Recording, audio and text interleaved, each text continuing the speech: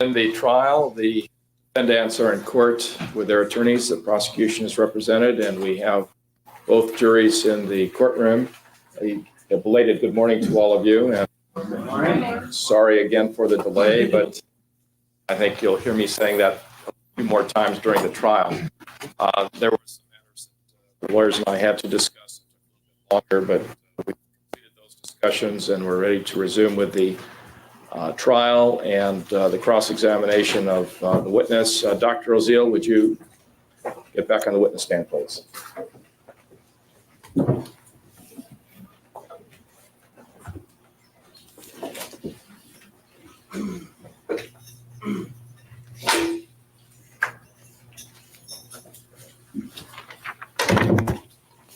would you state your name again for the record? Dr. L. Jerome Oziel. And I'll remind you, you're still under oath. Those papers over there, if you can give those to me, please. Thank you, Your Honor. You may continue your cross-examination. Thank you, Your Honor. At this time, I want to mark as Exhibit 110 a document that's previously been described as the witness's CV, but I want to show it to be sure. I'm going to show you again this document and ask if that does appear to be your curriculum vitae from 1988. At least that's the date on the top. That's the date on the top, and I believe that I testified that it looks like a completely out-of-date curriculum vitae. Well, of course, it also has a later date entries than 1988. It has 1990 television appearances, does it not? I believe that it does only with respect to television appearances, and I to the best of my knowledge, somebody simply typed that in because nothing else is dated beyond something that I can see that looks like it's beyond the 70s. It looks like an out-of-date vita that at some point was accurate and is now out of date. But that's, you haven't found a more recent date one yet, have you? No, as a matter of fact, I can't currently locate the file where my vitas. I haven't found the vitas at all. My real question is, though, isn't that the same document I showed you before? Yes, it is.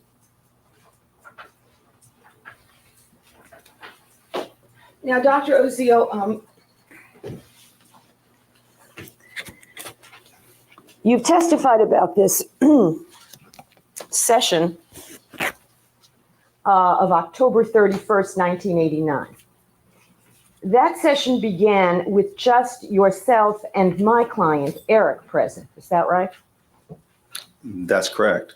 Now, Erik didn't just walk in off the street for this session. He had an appointment with you. Is that right?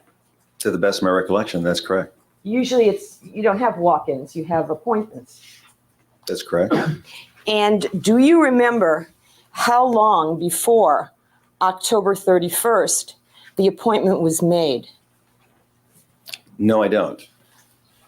I think it was sometime within a couple of days of that particular appointment, but I don't recall specifically. Do you recall now what day of the week that particular appointment was? No, I don't. What day it was? No, I don't. Would it refresh your recollection to look at your 1989 book? Yes, it probably would. Let me show you the page that shows October 31st, 1989. Does that refresh your recollection? Yes, it does. It was a Tuesday, was it not? Yes, it appears to be Tuesday. Now, your regular practice in 1989, based on other weeks as well, was that you would see patients ordinarily on Tuesday, Wednesday, and Friday as full days. Is that right? I'm sorry, can you give me the book so I can refresh my memory? And what was it you asked, counsel? Could you repeat the question? Why don't you look at the book first, then I can ask you the question. Okay.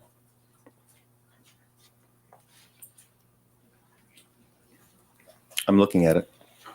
Does it refresh your memory looking at the book?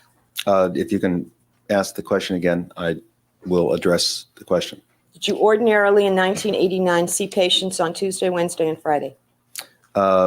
Yes, but I also see myself seeing people on Thursday. You have a full day of patients on Thursdays.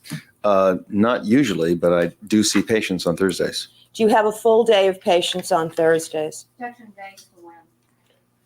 Specify the time, please. In the book in front of you, do you see a single Thursday that has a full day of patients? I'd have to look at all 50 weeks. Did you want me to do that? All right, whatever it takes for you to be able to answer a question. Okay. Overruled. The question relates to the entire year or to a particular portion of the year? The entire year, I think it's the same.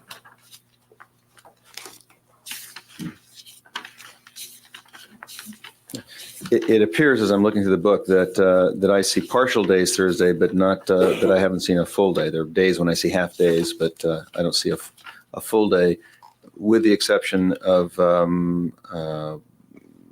one day here that relates to the current case where I have a full day. Now, let's go back to the week of October 31st.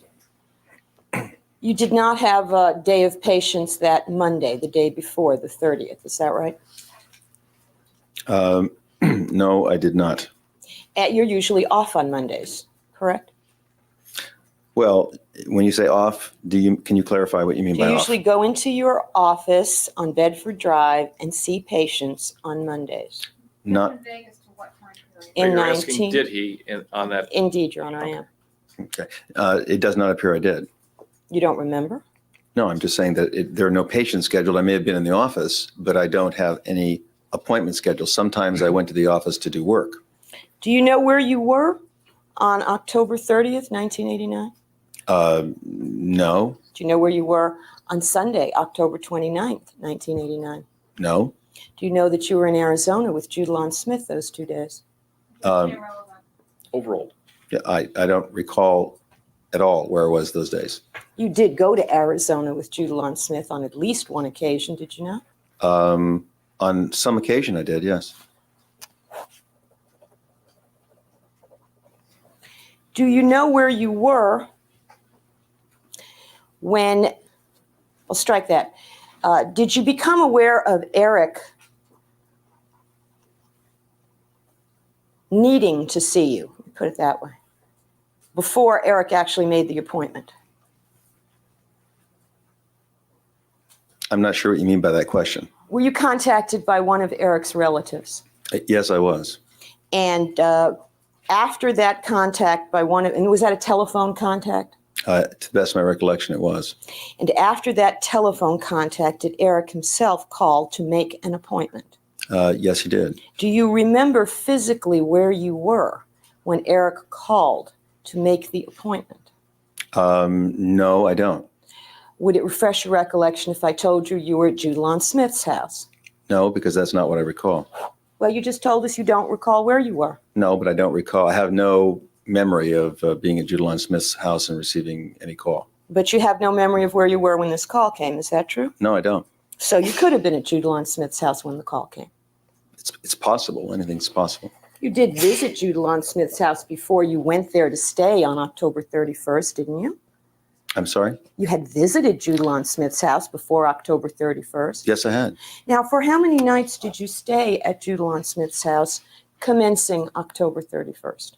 I don't recall, but it was several nights.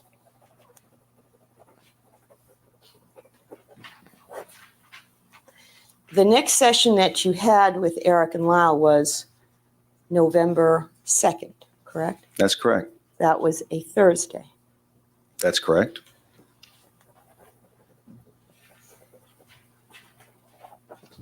And do you recall what you did that weekend, the weekend beginning November 4th, Saturday, and November 5th, Sunday? Yes, I certainly do. Did you go to Newport Beach I certainly did. with Judalon Smith?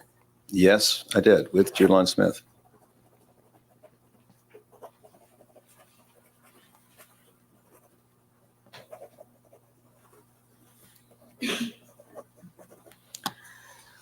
On Monday, November 6, 1989, did you purchase guns? Yes, I did. And what kind of guns did you purchase on Monday, November 6th? Shotguns. And how many shotguns did you purchase on Monday, November 6th? To the best of my recollection, 3, although I don't recall whether I purchased all 3 at the same time or not. I'm not trying.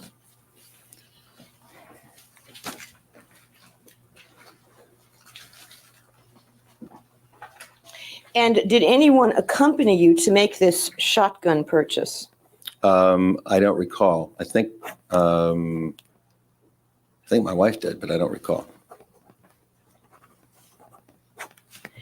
And was this just something that happened on the spur of the moment? You and your wife were driving by the gun store and you said, hey, let's jump in there? Or did you plan to buy shotguns that day?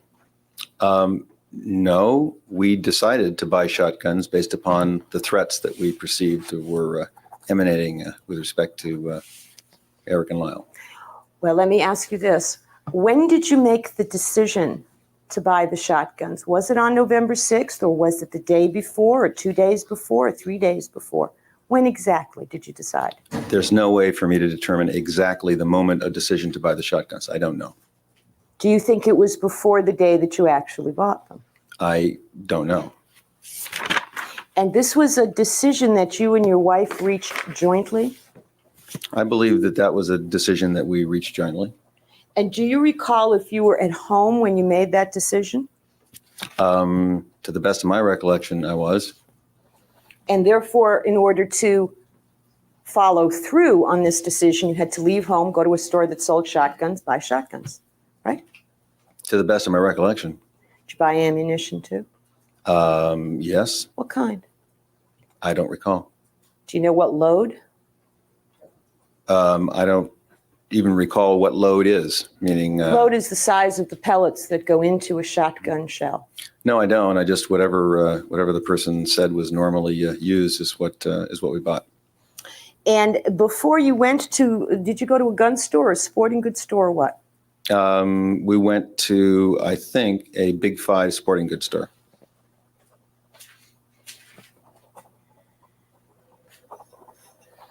And when you got to the Big Five sporting goods store, did you ask whoever waited on you to explain shotguns to you or show you how they worked, or did you already know? I don't recall having asked that person anything in particular. You just said, I want 3 of those? I think that I asked for whatever the least expensive shotgun was and simply asked for whatever cartridges fit, and that's it's a fit, for that particular shotgun. And to the best of my recollection, that's what happened. Did you sign for the guns? I believe so. Signed your name? Yes, I believe I did. Do you remember there were some forms that were being made out? Do you remember those forms? I think there were some forms, but I don't recall what they were. Do you remember any yellow forms? I don't remember any particular forms. I remember there were forms, but I don't recall what the forms were. And then you took these 3 shotguns and the ammunition you had bought back to your house? I don't recall immediately what I did. I just recall that we bought the shotguns. At some time on that day, Monday, November 6th, did you take one of those shotguns to Judalon Smith's house? At some point, I did take one of the shotguns to Judalon Smith's house, believing as I... Well, Your Honor, I would object to anything after the question is answered. That's not... All right, you could have answered that one, yes. Okay. Could have. Right. Thank you, Your Honor. Your next question. And when I ask you, did you take a gun to Judalon Smith's house, did you leave one of the shotguns at Judalon Smith's house? Yes, I did.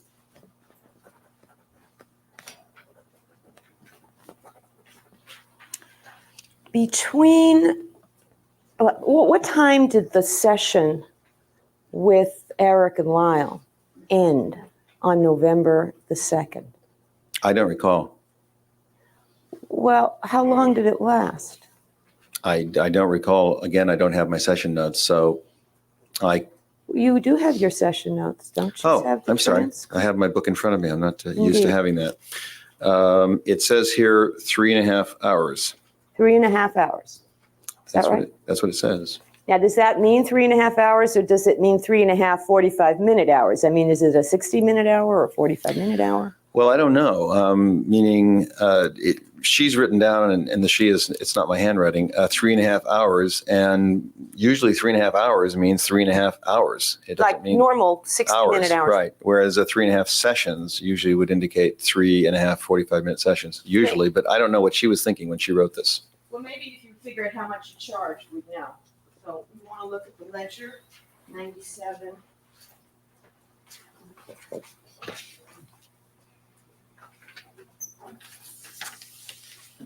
Okay, I want to look at 88. Look at 89. Okay, now showing you what's been marked 97B. And calling your attention to November the 2nd. You see that on there, don't you? November 2nd, it says 3.5 hours. And the billing is for $700. Is that right? That's what it says. And does that compute as 3.5 hours? I can't do that in my head. Well, let's see. Each, give me a moment and I'll calculate it out. You want a pen? No, I think I can do it in my head. Go ahead. It does, roughly. 3.5 hours, not 3.5 sessions. 3.5 hours. Okay. What time did it start? You have your book. Well, I'm not sure that it started when it's written in the book because it's a Thursday. I have no other people scheduled and it's just written in the middle of the page. So So they could have come in at any time. I don't recall when they came in. Okay, so whenever they came in, 3.5 hours roughly later, they leave. That's correct. And from that moment when they left on that day until the moment you bought shotguns on November 6th, had you spoken to or seen either Erik or Lyle? No, to the best of my recollection, I hadn't. Okay. But would it be accurate to say that between the time they left and the time that you purchased shotguns on Monday, November 6th, something had happened or not happened that increased your fear? That certainly is correct. Now, was the thing that had happened or not happened the fact that although during the session the brothers had told you they were going to go to Hawaii on vacation, you were unable to confirm that they had gone to Hawaii on vacation? I wouldn't be able to answer the question the way you posed it. Well, why don't we start with that question? Maybe we can move along. Had they told you they were going to Hawaii on vacation? Yes, they had. Had you given them recommendations of places to stay in Hawaii? I think that they asked me for one recommendation for a place to stay on Hawaii. On the And you island of gave it Hawaii. to them? I did. Okay. Did you attempt to verify after that session whether or not they had, first of all, gone on vacation? Yes, I did. And were you unable to verify it? Specifically, Were you unable can't to answer verify? the question that way. Fine. But you went and bought shotguns on November 6th, right? That's correct. And would it be accurate to say that you received no communicated threat from them directly, nor from the mail, nor from anyone else saying they're going to get you, or anything like that, between the last time you saw them on November 2nd and the purchase of the shotguns on November 6th? A communicated threat. Overruled. I perceive that I received a communicated threat. Oh, tell the juries what the threat was. Okay. Describe, not other things, the threat. There wasn't a specific threatened communication, but there Okay, was you've information that was threatening. He's answered the question you and I, well, never mind. All right, had you finished your answer? If the court, You can say yes or no. Had you finished your answer? no. Well, Your Honor, I think that does answer the question, and anything else I believe would call for hearsay. And I will lay a foundation for that, if you will. You talked to somebody else, right? Yes, I did. You talked to a relative, right? That's correct. The relative said she didn't know they were going out of town, right? That's not correct. All right. But the relative told you something, She certainly did. and that's what frightened you even more. That's correct. Okay. We clarify relative of whom? You spoke to their grandmother. That's correct. She didn't threaten you, did she? No, she didn't threaten me.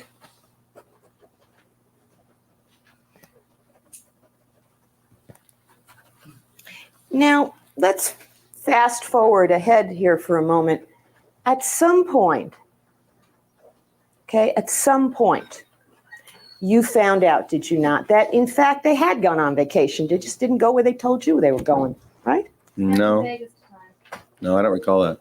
You don't recall ever? Wait, I'm one sorry. thing at a time. We have an objection. Objections overruled. The answer will stand. Thank you. You never found out that in fact either of the Menendez brothers had gone on vacation. Is that what you're saying? I'm saying that I don't recall having found out they went on vacation during that specific time period. I don't recall that. Anytime during the month of November, did you ever learn that they had gone on vacation during the month of November? Don't have a recollection of that.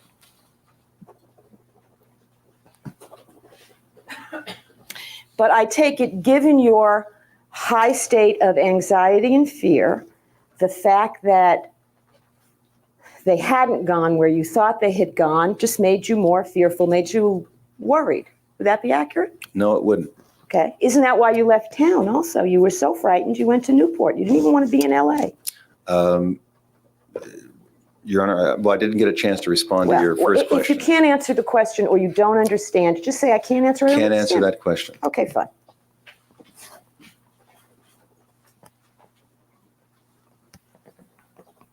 Now, later in the month of November, after November 6th, did you also take steps to increase or change or fix or something to the security system at your home? Yes, we took a number of measures to increase the security at our home.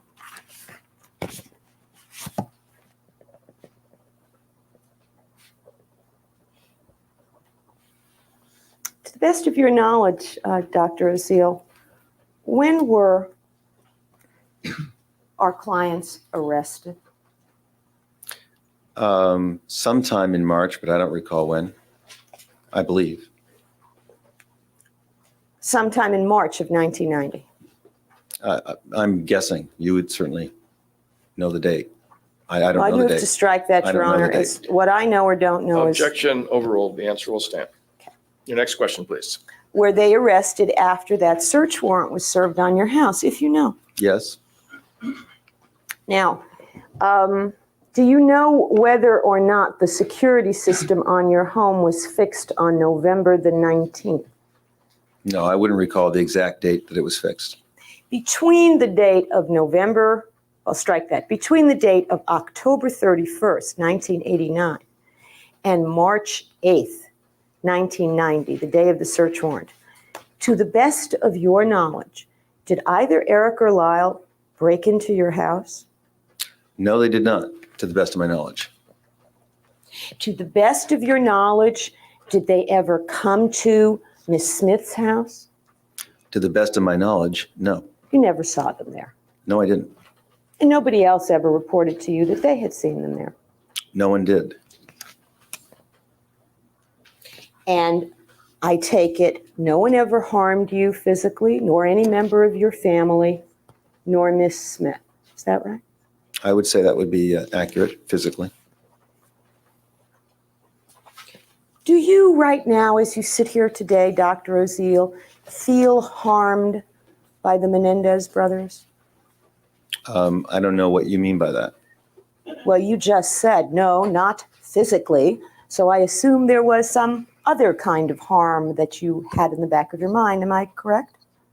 What I meant to say by that is that obviously there's been a lot of distress in relationship to all this, fear, Yes. things of that nature.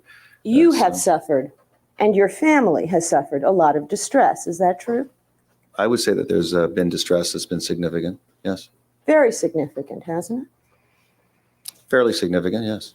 You got a lot of publicity that you didn't particularly like as a result of this case. Wouldn't that be a truthful statement? I said I would think that that would be a truthful statement. And you wound up in a fair amount of litigation that I'm sure you would have rather avoided but for this. Isn't that a fair statement? I think that's a very fair statement. And has that litigation cost you personally any money? Objection irrelevant. Sustained. Well, can I be heard on that? Go on to something else and we'll come back to it. Now, I'm correct, am I not, in assuming, Dr. Oziel, that you certainly don't blame yourself for causing any of this distress or any of this harm or any of this litigation or trouble or bad press? It's not your fault, is it? That's irrelevant. Sustained. Your Honor, I would like to be heard. Sure. Thank you. All right.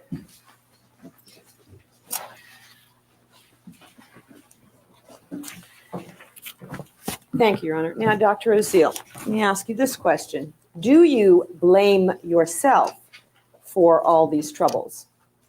I blame no one for all these troubles. Just fate. Is that it? To a great extent.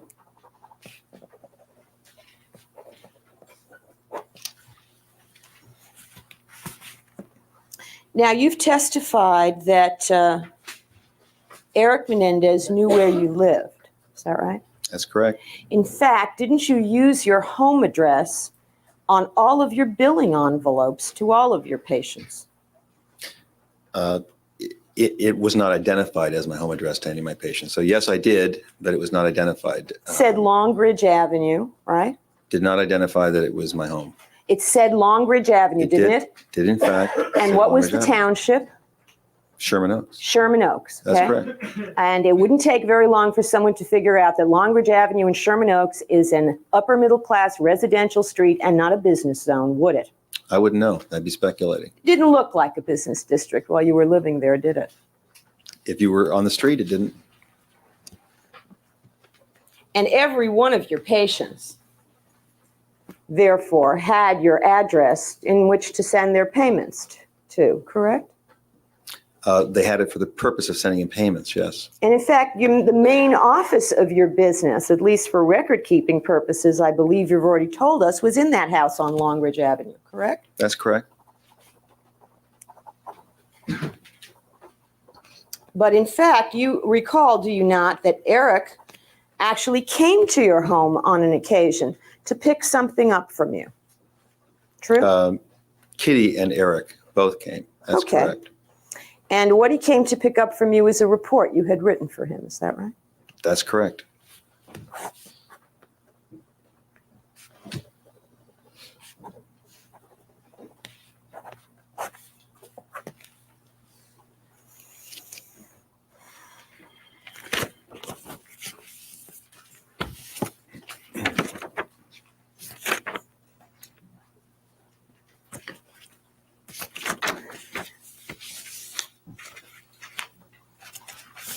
Dr. Oziel, you've already testified that on November 1st, and the book's right in front of you, you did go into your office in Beverly Hills and you did see patients.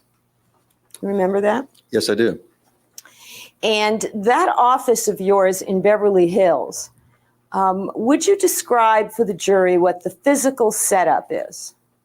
To the best of my ability. The office is laid out such that there's a waiting room when you, by the way, I'm not in that office currently, so I'm describing a former office, so that there's a waiting room as you walk in, and it's sort of L-shaped.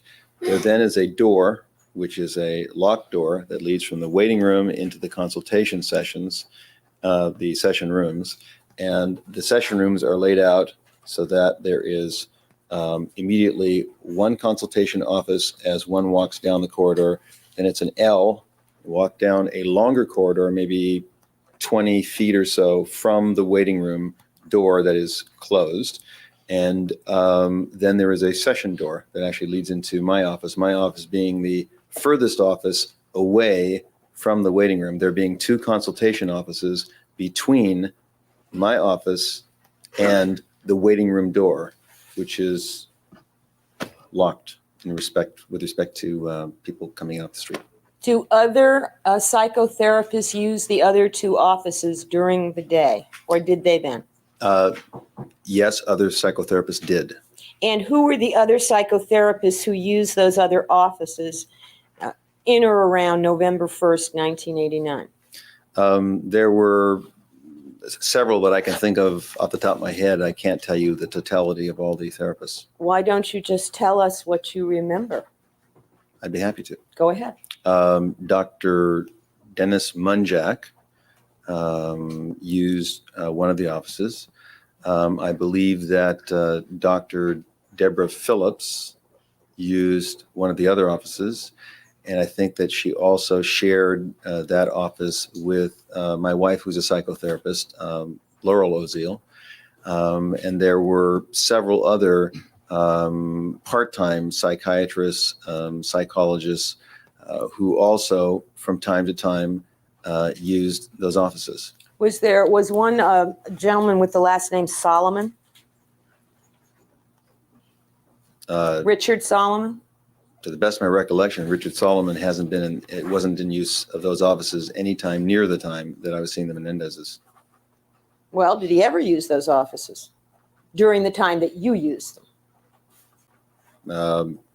I don't even know that he ever used my office. He might have used an office in that suite sometime in the past 15 years. Do you know Richard Solomon? Yes, I do. Is he a psychotherapist? Yes, he is. Did he ever use any of the offices in that suite? I believe he did.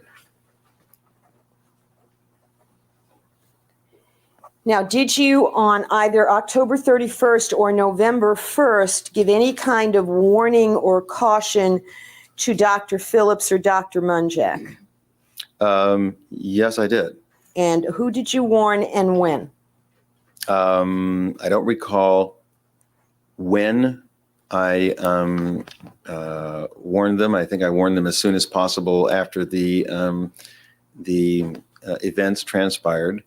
Who? And Dr. Munjak and Dr. Phillips. Okay. And the warning that I gave them was that there could potentially be a dangerous patient situation, and they should be especially sure to make sure that the premises were secured. And if they felt that they wanted to take any steps to increase their own security, that they should feel free to do that. And who did you tell them were the potentially, dangerous patients? I didn't tell them. And what did you tell them the potentially dangerous patients looked like? Didn't tell them. So you didn't tell them anything that would let them protect themselves if these potentially dangerous persons showed up, did you?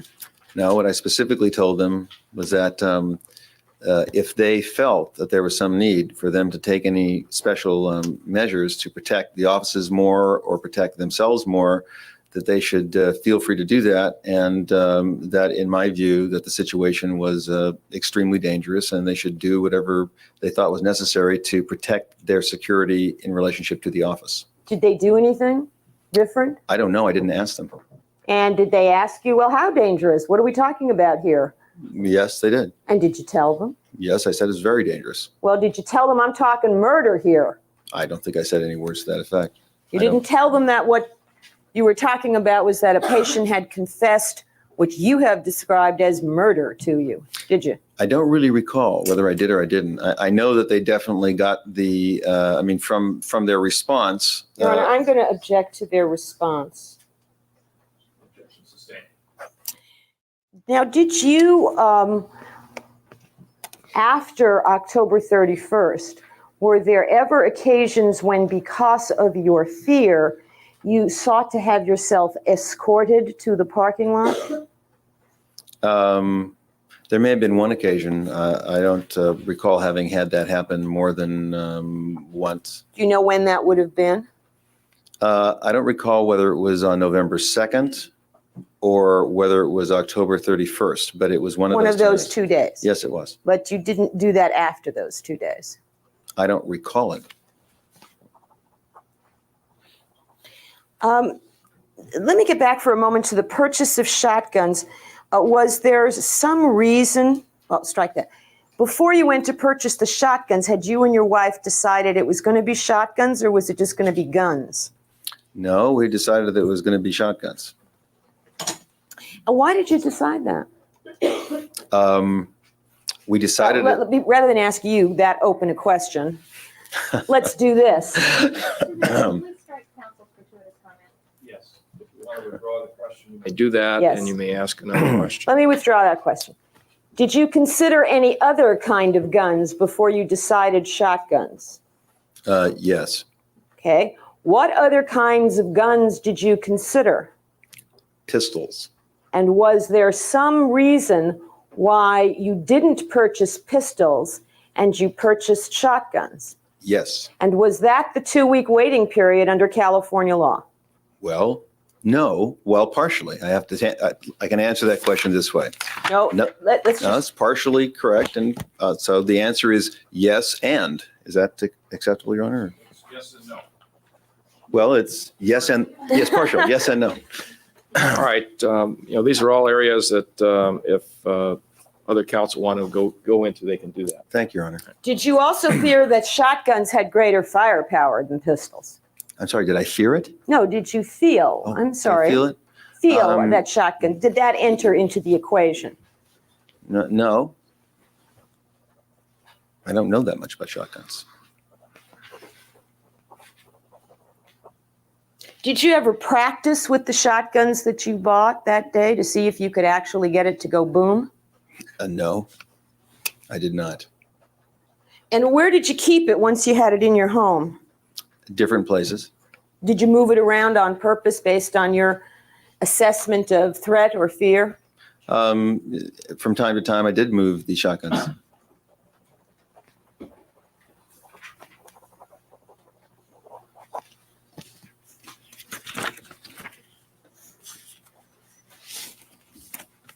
Let me talk to you for a moment, Dr. Oziel, before we turn to the sessions themselves, about your billing practices to the extent you are familiar with them. With respect to your regular patients, you hold appointment time for them from week to week, is that right? Yes. And if a regular patient is going to be unavailable for an appointment, they're supposed to let you know that in order to avoid being billed for the time, a certain amount of time before the appointment. Is that right? Well, actually, any patient who makes an appointment and who doesn't give me enough notice is billed for the time if they cancel the appointment or don't show up for the appointment. What's enough notice? It's just enough notice such that I could fill the time or enough notice. It's a minimum of 24 hours.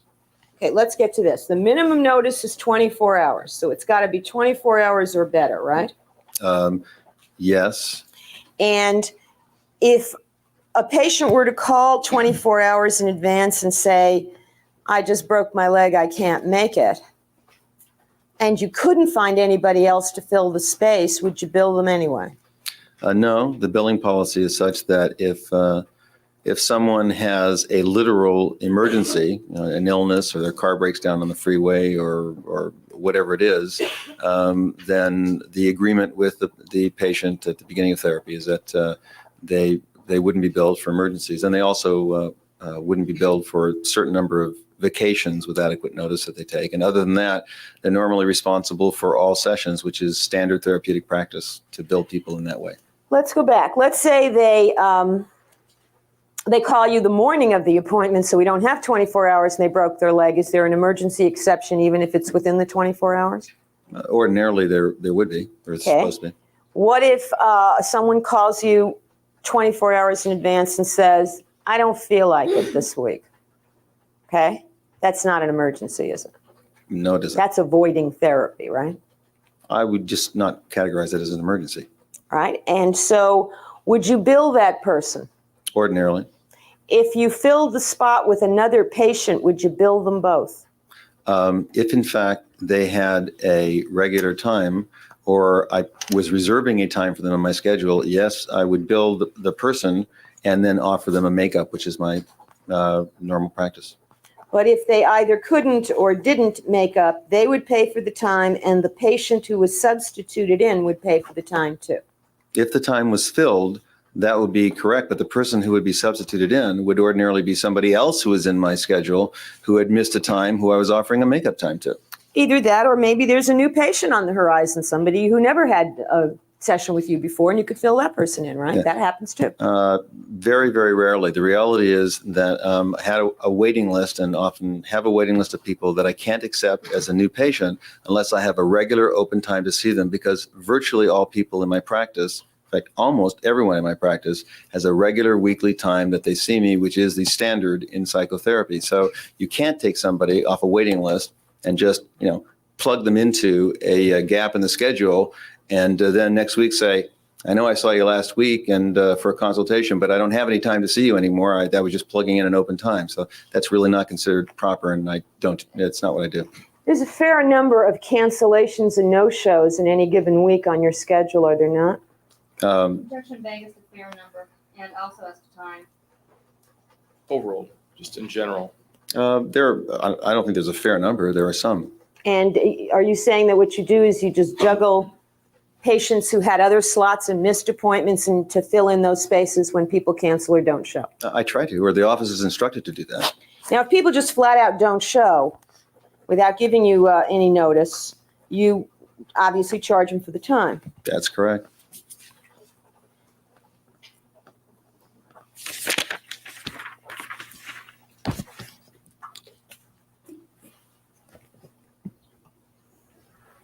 Let's turn to October 31st, and because of the way the evidence has been presented, I'm going to first question you about things that occurred when both Erik and Lyle were there together, okay? Did you want me to take out my transcript? Yeah, why not? Okay.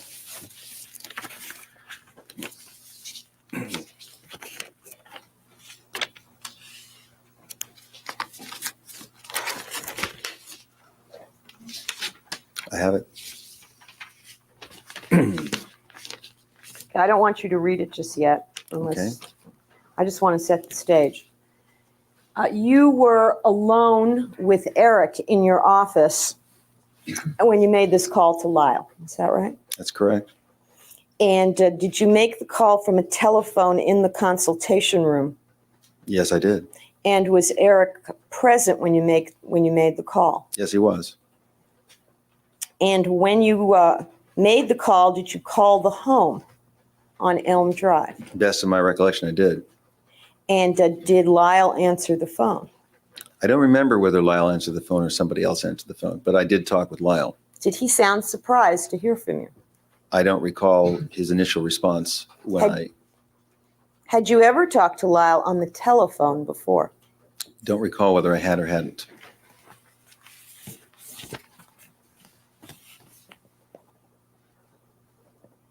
Now, you didn't tell Lyle anything on the telephone about, factually, about your conversation with Erik up until that point. Is that correct? I don't know what you mean by factually. You didn't relay to Lyle any specific fact or facts that Erik had told you. Isn't that true? Well, I did say Well, that don't tell us what you say. If you cannot answer the question, say you cannot answer the question, okay? I cannot answer the question. All right.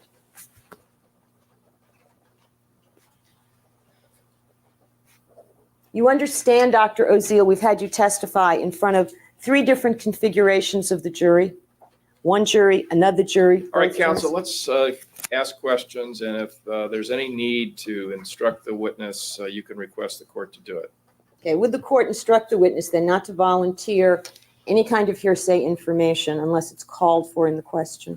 All right, just ask the question, and we'll deal with it as the questions are being asked. Now, when Lyle, but how long a period of time elapsed between your calling Lyle and his getting to the office? Approximately 10 to 15 minutes, best of my recollection.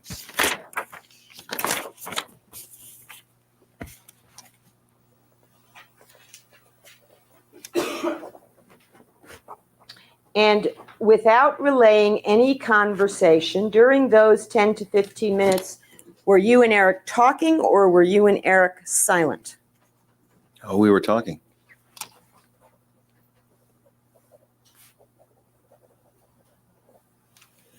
And were you talking behind the closed door of this consultation room down the long corridor of the L that you have previously described to the jury. Best of my recollection, we were. And the door was closed to that room, correct? Yes, it was. Was it locked? I don't recall whether are you talking about the door, To the consultation room. the actual door to the consultation room? I don't recall if the actual door to the consultation room was locked. And so you and Erik are in there talking for 10 or 15 minutes. How did you know Lyle was there when he got there? When Lyle got there, I asked Erik to watch for the light because actually the patient's chair, wasn't a very well constructed office. The patient's chair is situated such that when a patient comes in, the patient presses a button that turns on a light in the office. But the light that it turns on in the office is actually behind the chair that I formerly sat in that office. So I asked Erik to notify me when the light went on. And so when the light went on, I went out and opened the door for Lyle, and Lyle came in. I'm sorry, I'm trying to find it.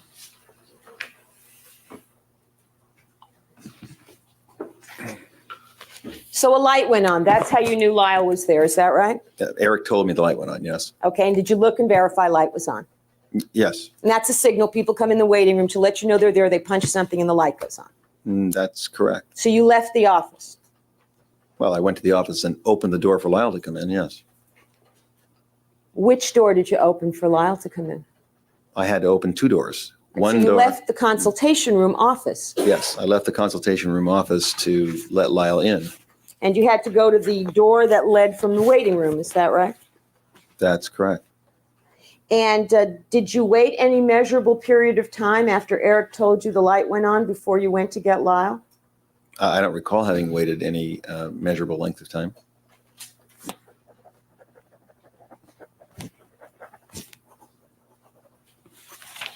And then you got Lyle and he walked down those long corridors and back into that consultation room with you. Is that right? That's correct. And did you close that door leading to the waiting room after you met with Lyle? Yes, I did. Were you expecting any other patients that night? No, I wasn't. What time was it? I don't recall the time. And you got back into the consultation room and you closed that door. Is that right? That's correct. How old was Lyle Menendez at that time? How old was Lyle Menendez at that time? If you know. I don't know. How old was Erik? I don't know. How far had Erik gone in his education as of October 1989? I believe that he was in high school, but I don't. I think that he was in his senior year at high school.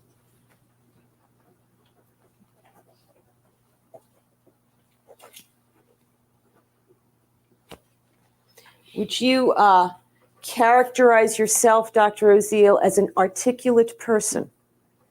I don't think that I would characterize myself in any particular way at all. Well, if I were to ask you, are you articulate? You'd say, That's presumptuous on my part, and I wouldn't respond to that. oh, I'm sorry.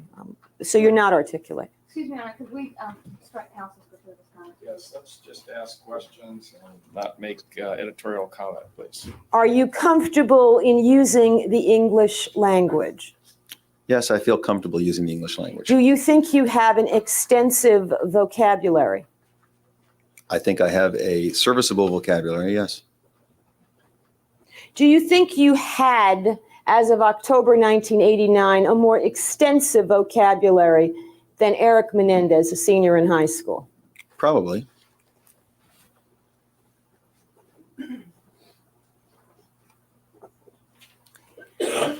Now, we have established, haven't we, Dr. Oziel, that at the time you dictated the tape from which those notes were transcribed, whether that was 1 week or 2 weeks later, you had absolutely nothing in writing to refresh your memory of what was said. True? To the best of my recollection, that's true. And I have looking over, strike that, Your Honor, in looking over that transcript, isn't it also true that it does not purport to be direct quotes from either Erik or Lyle or you. As to which session you're talking about, October 31st? October 31st. I'm looking at the transcript.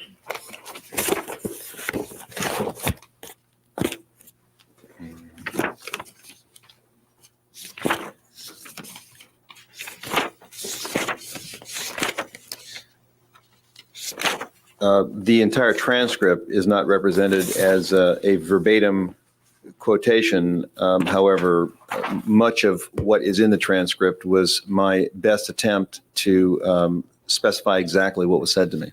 All right. Look, there's two things here, are there not? Number one, it doesn't purport to be verbatim the words that either Erik or Lyle used in talking, correct? That's incorrect. Purport means representing itself to be. It doesn't represent itself to be verbatim, does it? I think you just said that. It's not verbatim. A lot of the sentences are verbatim. Some of them are not verbatim. Most of them are not in quotes, correct? It is correct that most of the statements don't have quotation marks around them. Thank you. Now, is it your testimony that most of what's in this transcript is in the exact words that Erik and Lyle used? Objection vague. Why don't you rephrase the question, please? Okay. Are most of the words that are represented here for the October 31st session the identical and exact words that Erik and Lyle used? Most of the statements attributed to Erik and Lyle are as close as possible to being the exact words that Erik and Lyle used in my recollection. Is that no? They're not the exact words, they're just as close as possible? Objection vague. Overruled. No. Is that yes, they are the Counsel, let him exact finish words? the answer. He was in the process of responding. A significant percentage of the statements attributed to Erik and Lyle are as near as possible my exact recollection as to what they said. And I can't represent that every single word that I recalled is exactly correct and that I have a perfect memory and that there were no errors whatsoever in my memory. But when I dictated these notes, it was with the intention of recreating what Erik and Lyle said to me as exactly and as verbatim as I could, except in instances where I was discussing my own perceptions and my own observations or opinions and conclusions, which were not intended to be representations of verbatim quotes from Erik and Lyle. You understand, Dr. Oziel, that in this trial, both of these juries have either already heard or... Counsel, again, let's ask a question in a appropriate fashion here. Is any of the statements that you attribute, let's start with Erik, in Erik's vocabulary and syntaxical style, is that what you're saying? That they are? The way Yes, Erik talk? I'm saying some of them are. You're saying most of them are, is that true? Well, in order to do that, Ms. Abramson, what I'd have to do is go through every single statement in this transcript and assess, exactly what percentage were and were not verbatim. Well, let's go to this one. Turn to page 3. First paragraph in page 3. Let me just consult. Skip ahead to page 10.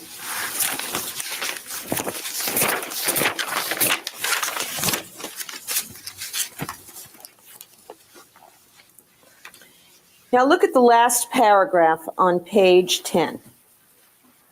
Which conversation are we referring to and which session are we referring to then? Well, we're trying to talk about syntax, Your Honor. Page 10 refers to November 2nd. Is that, well, let's ask the witness that. You're not the witness. True. Ask the witness. Page 10 refers to November 2nd, doesn't it?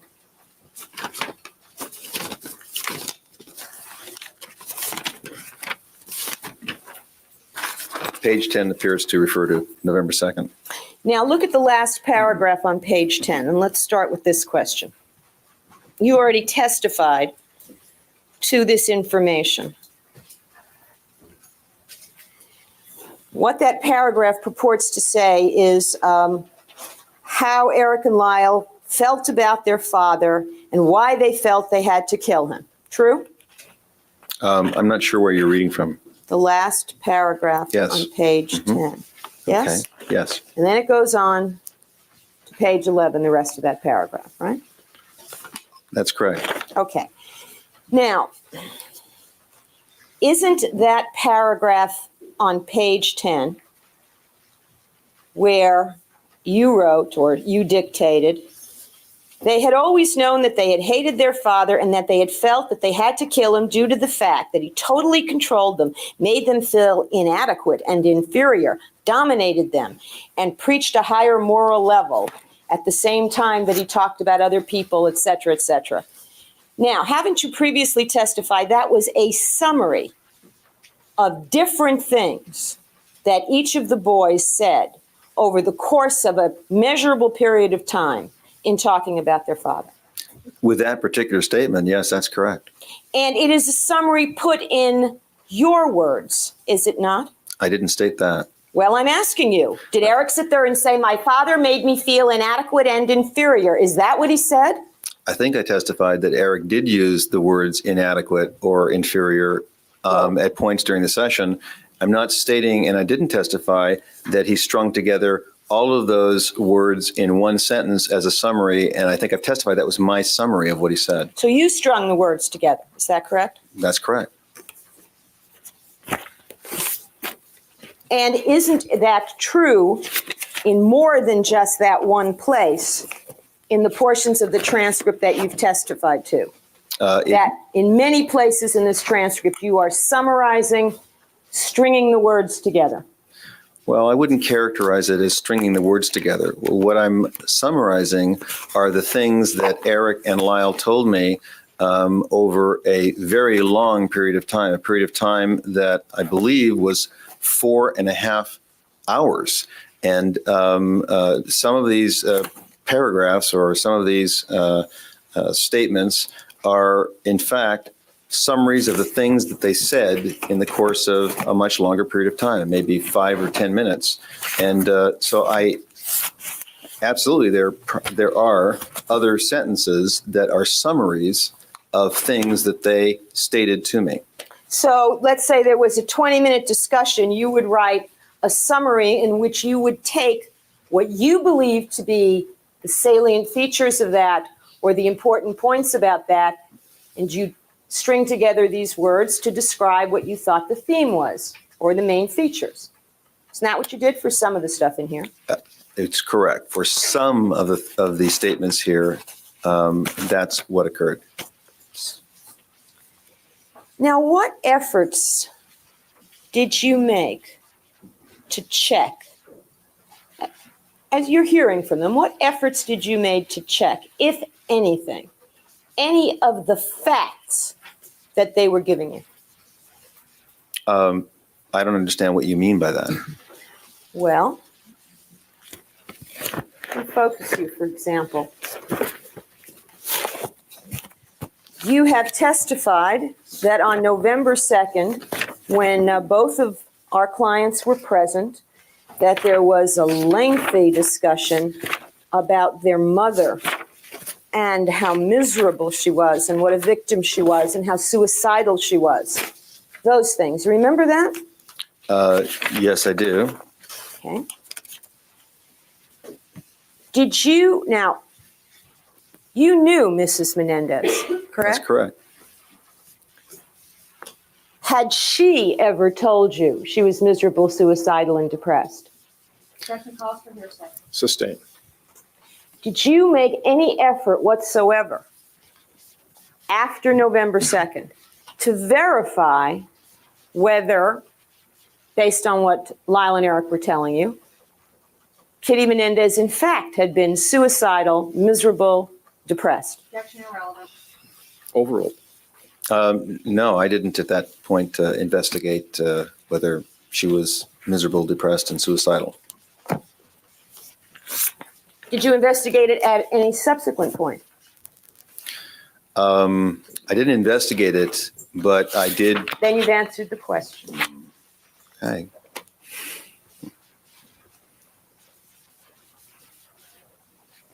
As a matter of common practice, if a patient says to you, I broke my leg when I was 7 and it ruined my life, would you try, or words to something like that, this happened to me and I think it had a very big effect. Do you make any effort to check to see if they're telling you the truth? Objection, vague and irrelevant. Sustained. Well, I'd like to be heard on that. Why don't you go on to something else?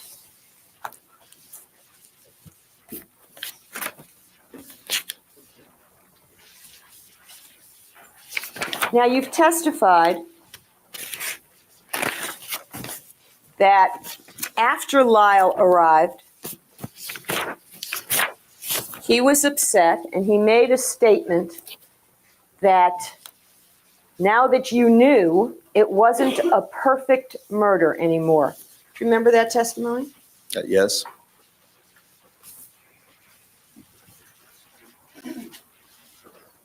Now, you also testified that before Lyle arrived, Erik told you it was a perfect murder, didn't you? I believe so.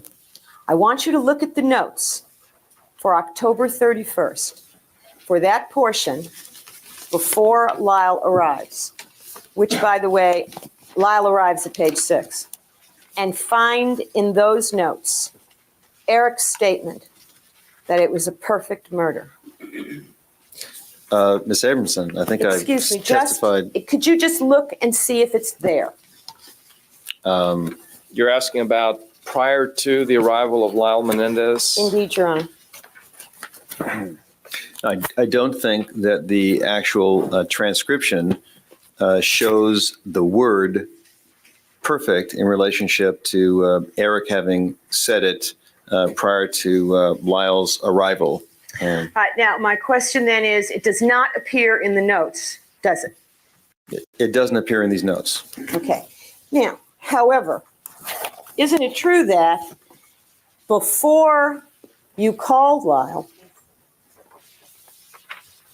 now, isn't it true, Dr. Oziel, that in fact what happened was after Erik had spoken to you, you concluded that in your mind, the Menendez brothers had a perfect situation where no one would discover them. And in your ruminations, you thought the only weakness would be if someone knew information.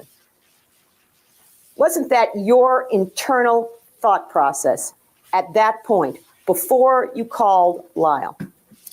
No, it wasn't. Calling court and counsel's attention to the in-camera transcript, June 15th, 1990, page 36. And I propose to read from line 21. What page? Page? 36, Your Honor. Actually, I propose to read from line 23. Well, let me approach and tell the court what I want to do before I start doing it if someone objects. Wait a second.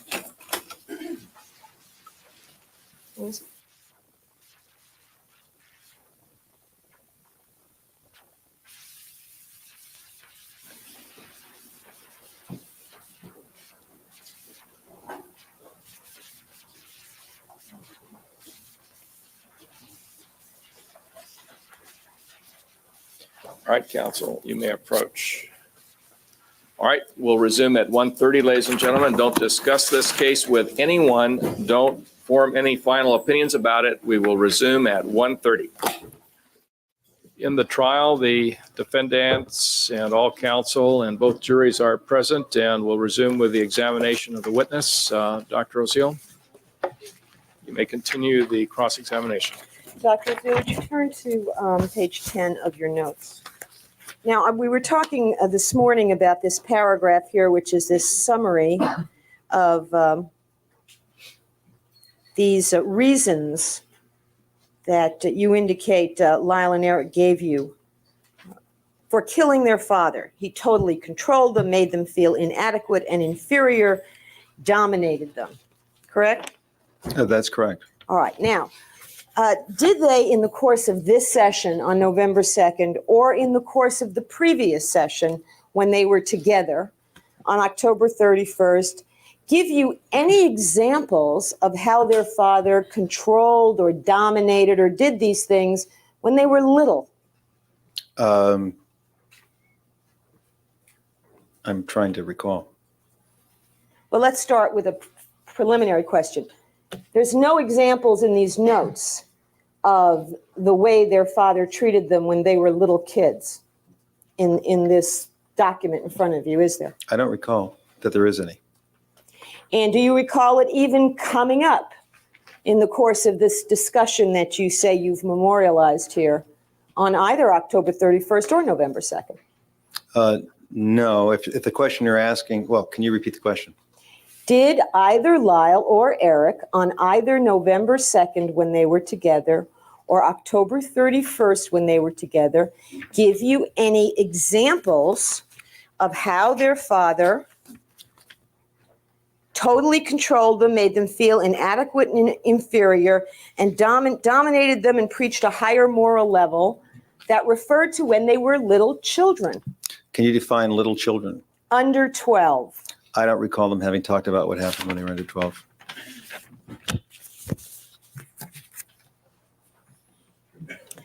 Now, they told you, well, let me ask you this. You testified, I think, in effect, that the boys were confused by their father. That's correct. They were confused about whether he was a moral person or an immoral person. Was that what you're talking about here? I think that they simply said that their father was a confusing man. And I think that when I asked them, that they said that they saw him as being predominantly moral and didn't know of any behavior that he had taken that was immoral. We had a discussion. Well, before you go on, Yes. Before that, there was a previous discussion. Weren't you told that their father had said to them that if he had been in charge of China when the Chinese rebelled, what he would have done, and this was in reference to Tiananmen Square, what he would have done was to have lied to all the people, get them all under his control, and then kill them all? That's correct. Now, that sounded very immoral to you, did it not? To me, it sounded outrageously immoral. And it seemed very immoral to Eric and Lyle as well, did it not? To sucker these people and mow them all down? You know, I don't know what Eric and Lyle were feeling, except they gave that as an example to me of their father's system of operation. They didn't Okay. characterize it as being immoral, but it certainly seemed to me to be outrageously immoral. Well, didn't it come at the end of this discussion where he made them feel inadequate and inferior, dominated them, and preached a higher moral level? This is what he preached. While at the same time, he talked about other people as if they were sheep, and he talked about what he would have done if he was in China in charge of the rebellion in Tiananmen Square. Well, let me answer it this Well, way. is that what's written here? I'm actually trying to clarify in a positive sense what was happening. Is that what's written here? Well, Counsel, you asked a lengthy question. Are you asking specifically the words that are on the page or something beyond that? Well, right now I'm just trying to authenticate, Your Honor. Well, why don't you just read the words? I then, just if did. Are those the exact words that are on the page? Is that what you're Well, I asking? can read them all over again and get the exact words. Maybe I can respond to the question. You can. Why don't we withdraw the question? We'll start all over again. Okay, we'll start with, they had always known that they had hated their father and that they had felt that they had to kill him due to the fact that he totally controlled them, made them feel inadequate and inferior, dominated them, and preached a higher moral level at the same time that he talked about other people as being sheep and them as being the shepherds, and also talked about the notion that if the Chinese had rebelled under him in China, that what he would have done was to lie to them, appease them, get them all under his control, and then kill them all. Now, is that what's written here? Absolutely. And therefore, the way this is written, the inference is it not that these behaviors, talking about other people being sheep and what he would have done in China, is at odds with Mr. Menendez's preaching a higher moral level? It certainly is written that way, and I believe that the context in which it was spoken by Erik and Lyle was to contrast confusing messages from their father. All I was meaning to state is that I don't recall them as having specifically characterized it with words as saying that it was immoral, but I do believe that that's the inference. Okay, that was an example they were giving you from their current life of how morally confusing he was, correct? I think it was. Now, was there any discussion during these two sessions when the two brothers were together about how their mother would in any way soften or ameliorate or lessen the damage that this controlling, dominating, belittling father did? Is there any discussion here at all about what mom did for them? No, there were specific discussions, but not about what mom did for them to soften anything.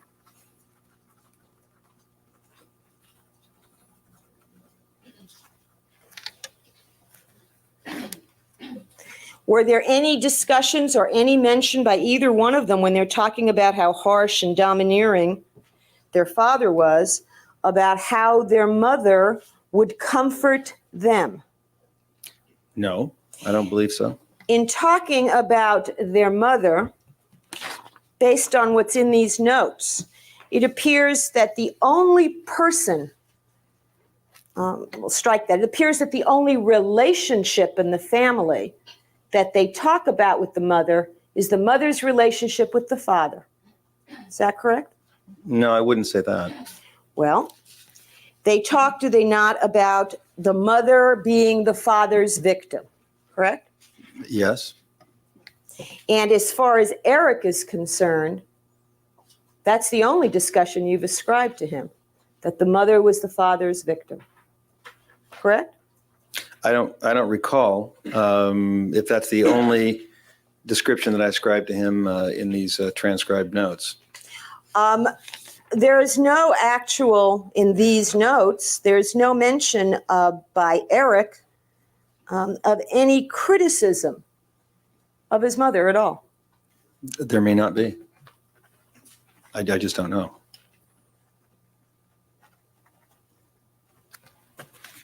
Now, you said that each of them talked about writing a book about their father. Is that right? That's correct. And your, I guess, sense was that it was going to be an extremely praiseworthy book, right? It wasn't my sense. It was their statement. They said Their it's going statements. to be an extremely praiseworthy book? These No, two said that? I didn't say that. Okay. Well, they said they were going to write a book. That's correct. You characterized that the tone of that book would be extremely praiseworthy, correct? I think yes, I did. And that's based on whatever it was they actually said to you, the sense that you got was extremely praiseworthy, correct? That's correct. Now, was it supposed to be a novel? I don't think it was supposed to be a novel. It's not the Did you think recollection I have. that if it was, I'm sorry. No, that's not the recollection that I have. Well, I recollect that.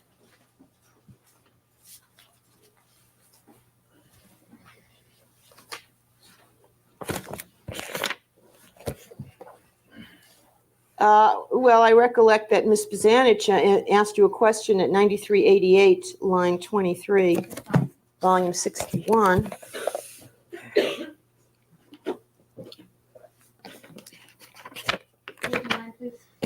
9388, starting with your question at line 23. you recall Ms. Bazanich saying to you Wednesday, now, did they indicate to you at that point one of the reasons, in light of this novel that they wanted to write, one of the reasons they had killed him? Do you remember her asking you if it was a novel? I didn't listen that carefully to the word novel. Okay.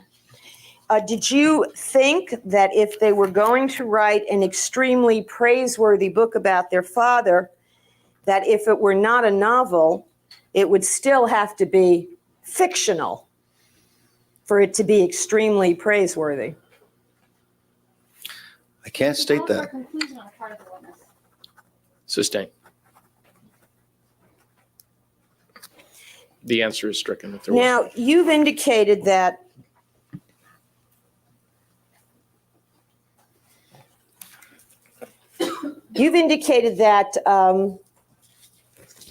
on more than one occasion in the course of these two sessions when the boys were together, they talked about their father in terms that led you to believe they were in awe of him, correct? That's correct. They admired him, didn't they? Yes, they did. They thought he was greatly accomplished, didn't they? They did. Very successful. They did. And did you discern from that was a message in their family, that what their father was what one should be? Objection calls for conclusion and stipulation on part of the witness. Sustained.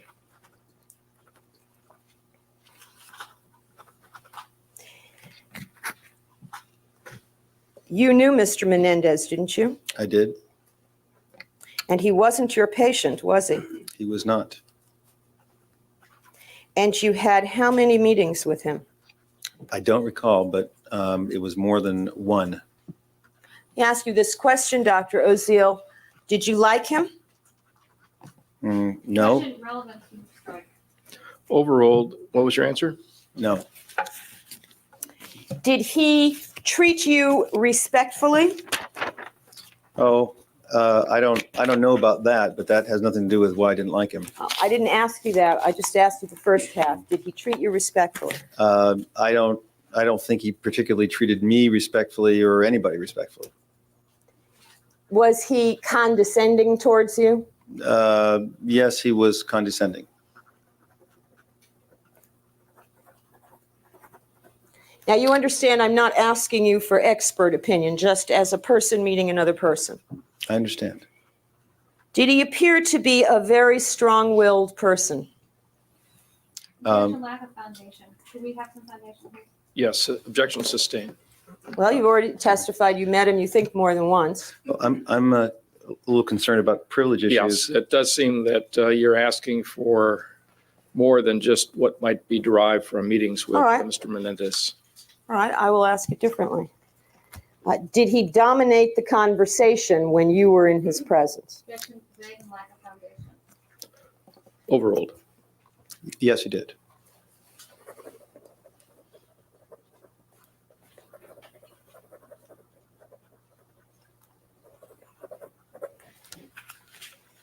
Now,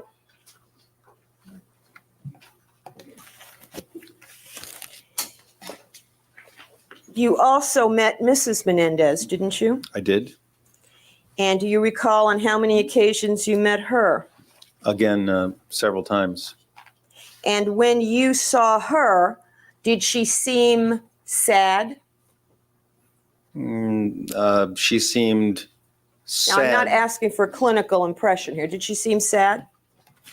She seemed sad, and a lot of other adjectives that I'd ascribed as well. Not only sad. That's just one small component.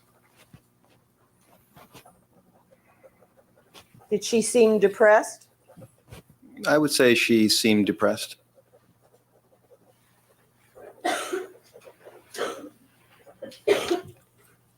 Just step out of this for a moment, Dr. Oziel. To the best of your knowledge as a therapist, is there any negative impact on children who are being raised by a depressed mother? Your Honor, we object at this point beyond the scope of direct and also improper opinion of this.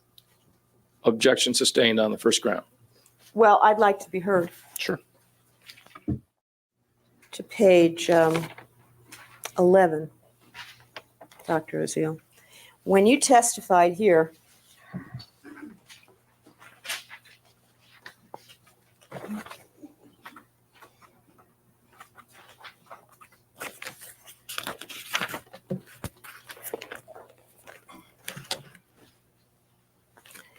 you were being asked questions by Mrs. Bozanich in direct, and you testified here concerning, let's get to a general question, the explanation about why Mrs. Menendez was killed. And 9391 counsel, you said, you looked down at your notes and then you testified at line 21. They felt it was a plan that wouldn't allow for any detection of it. Would you be good enough, Dr. Oziel, to look on page 11 and point out for me that phrase, wouldn't allow for any detection, or the word detection at all on that page or any other page? I'm quite certain that that word is not in the transcript, and I don't contend that all the words that were used or the entire content of those two sessions are in this transcript. I think I've testified to the contrary. Now, you also testified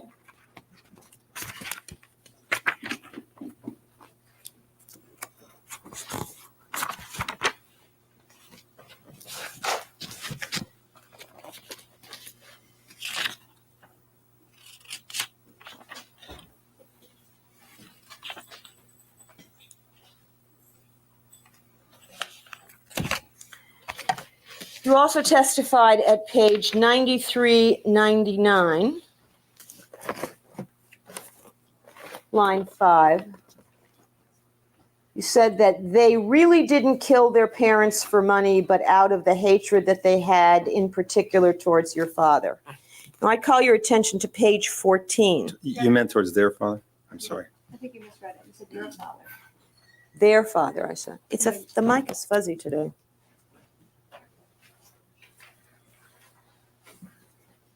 Are you looking at 14? Oh, I'm sorry. I didn't hear 14. I am now. Okay. Now, in these notes, what you wrote, the last paragraph of 14 was, the boys were making the point that they didn't kill their parents for money, but rather out of hatred, etc. Now, do you see any distinction between the way you testified, they really didn't kill their parents for their money, versus what's in the notes? They were making the point they didn't kill their parents for the money. Or is it all the same to you? Section vague. Why don't you read back the testimony that you're referring to, the exact quote? They really didn't kill their parents for money, but out of the hatred that they had, in particular towards their father. I don't know the distinction that you're making. All right, so to you that it doesn't make any difference whether you say really didn't. Who suggested that they did? They discussed the role that money played in the killing, and so They said it played no role in the killing, correct? No, that's not correct. Not correct. Want to change your testimony? No, I'm not changing my testimony. Okay. Show me where they said that money played any role in the killing. Ms. Abramson, I think I've made the point repeatedly that this transcript does not consist of the totality of all the things that were So said. you left that part out, Dr. Oziel? You forgot that? Excuse me, may we please approach? All right, number one, it's unclear what you're referring to about that part. So until you clarify that, we have a cross-examination or questioning about a subject that is rather ambiguous. I'll be happy to clear it up. Are you saying, Dr. Oziel, that they told you that money played a part in the killing? Is that what you're now testifying to? No, actually, if you want me to clarify what I'm saying, I'll be glad to. If you could just answer the question, this would move a lot faster. Excuse me, Your Honor. That Yes. question, please. Counsel, again, if you have something to say to the witness, address it to me and I'll Are you deal saying, I'm sorry, are you saying that or no? I don't even know what you're asking me at this point, counsel. Okay, I'm asking you Did they say that money played any part in the killing? I don't think I can lump Erik and Lyle together and answer that question. It's not possible. Then I will ask you about Erik. Did Erik ever indicate that money played any part at all in the killing? Excuse me. Yes, yes. All right. Number 6, because you thought about it in advance, correct? That's correct.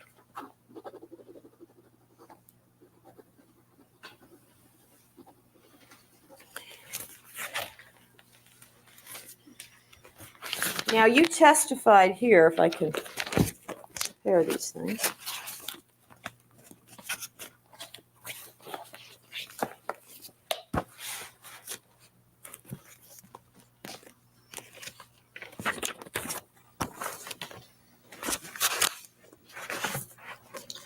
Concerning one pattern of killing, I believe you said, you testified here in front of the juries that one pattern of killing, this is 93-99 counsel at page 17, that you had described to Erik and Lyle had certain characteristics, and these are the ones you gave.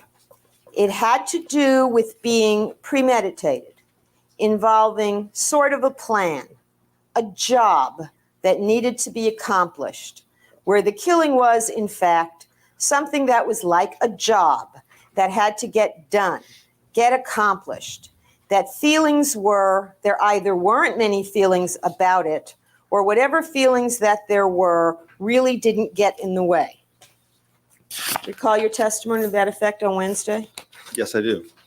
And is that word for word what you told Erik and Lyle during the meeting that you had with them on November 2nd to describe this particular kind of killing? It's the best reproduction that I can produce 4 years later of what I said. I can't swear that it absolutely was word for word. It's the best of my memory. All right, well, then let's call your attention to the testimony you gave at a hearing out of the jury's presence on Friday, July 30th. And this is Mrs. Bazanich, 6 pages into his testimony. I have the unofficial version. And do you recall testifying? Just a moment. Sorry. Do you have the short one? Yeah, but If it's the short one, it's page 6. wait. Okay.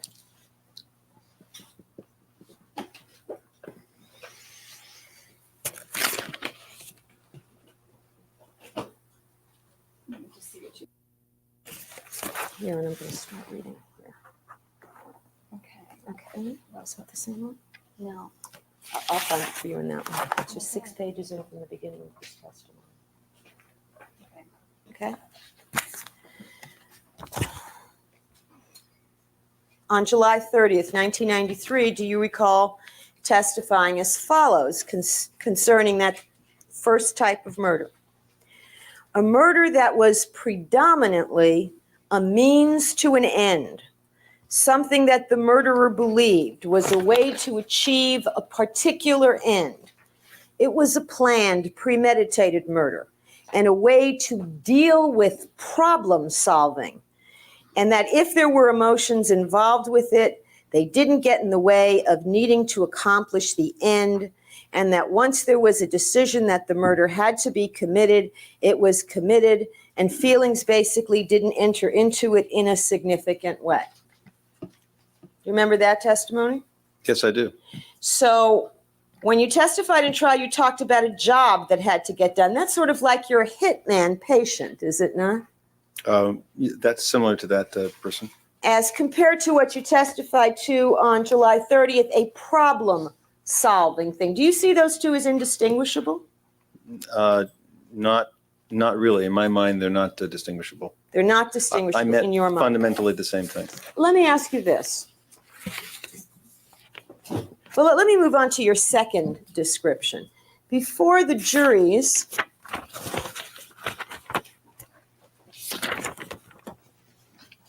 and that's at 9,400, you said that what you told Erik and Lyle was there was another kind of killing. You testified the other kind of killing that I described was a killing, if you will, out of intense emotion, something that occurred, a crime of passion type of killing, where there wasn't any premeditation and it wasn't a logical, rational plan to murder someone. It was just coming in, for example, to find something very emotional happening in one's life and grabbing the nearest knife or pistol and in the heat of the moment, shooting someone. So a lack of premeditation and something arising primarily out of emotion, not out of thought and rational and plan and logic. Remember that testimony? Yes. Oh, you're refreshing my memory, right? Now, do you recall testifying on July 30th, last Friday, about how you described this other kind of murder? It's again on page 6, counsel. I'm sorry, I don't have that transcript. My goodness. Well, it's on the 6th page of the official. No, no. Do you want me to find it for you?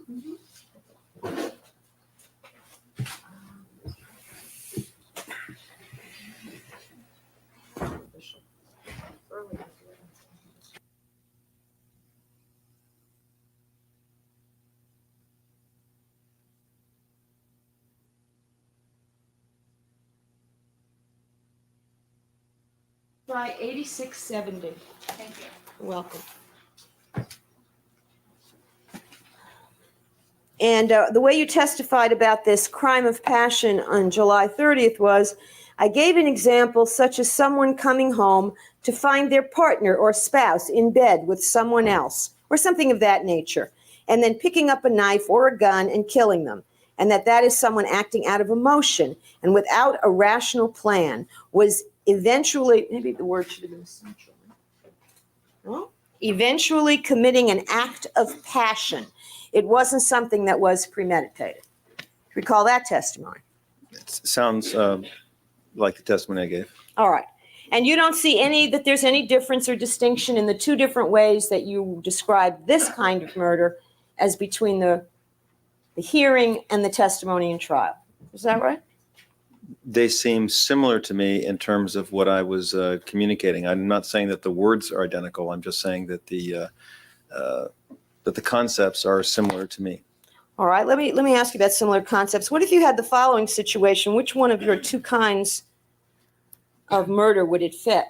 Let's assume that you're a homeowner, hypothetically, that there's a homeowner living in an area that has been subjected to many violent burglaries, burglars coming in and hurting people, okay? So this homeowner decides he's got to do something to protect his family. So he plans to go out and buy some shotguns in order to protect his family. And he acts upon that plan. And he goes out and he buys some shotguns. And he goes home.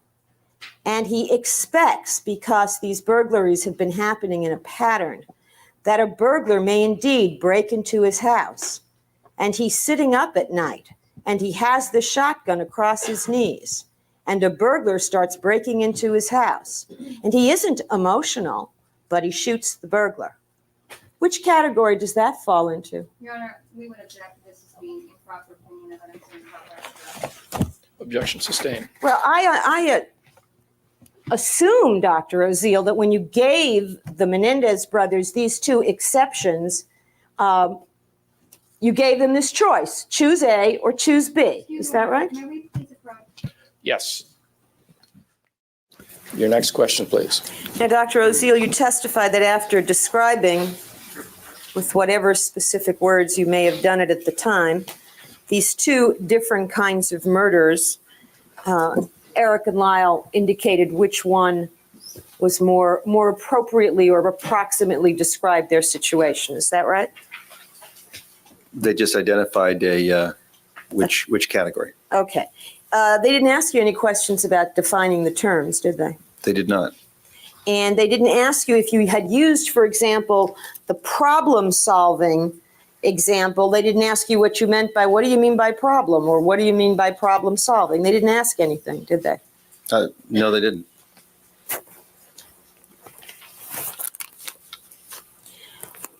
Were you in 1989 familiar with the literature on parricide? No, I was not. Were you familiar with the literature on adolescent homicide? Your Honor, we would object as being beyond scope of direct. Well, as far as the questions whether he was familiar with it, without going beyond that, the objection's overruled. Okay. I'm not going to go into the literature, but were you familiar with the literature of the studies on adolescent homicide? No, I was not. And you understood when I used the word parricide, I meant parent killing by children. Yes, I did.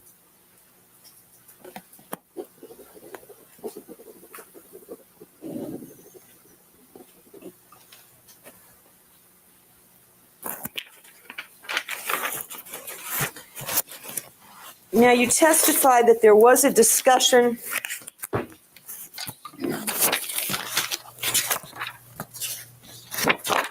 on November the 2nd. In fact, you testified that throughout the discussions on November 2nd, both Lyle and Erik commented on how perfect the appearance of their family was to the outside world. Do you recall that? Yes, I do. Now, did you meet some of the members of the family after the parents died? Yes, I did. And I think you've indicated you spent some substantial period of time around Erik and Lyle and family members over the course of 3 days. That's correct. And did you ever hear, while in close proximity to Erik and Lyle, did you ever hear other members of the family at this point talking about the parents in very glowing terms? Objection calls for hearsay. Sustained. It's not being offered for the truth, Your Honor. Objection is sustained. Now, in the course of this session on November 2nd, did Erik and Lyle continue to talk about the family, in spite of what happened, as being a successful family? They seemed very confused. They spoke about it as being a successful family, and they spoke about it as being a sham of a family. So I'd say that they made both sets of statements.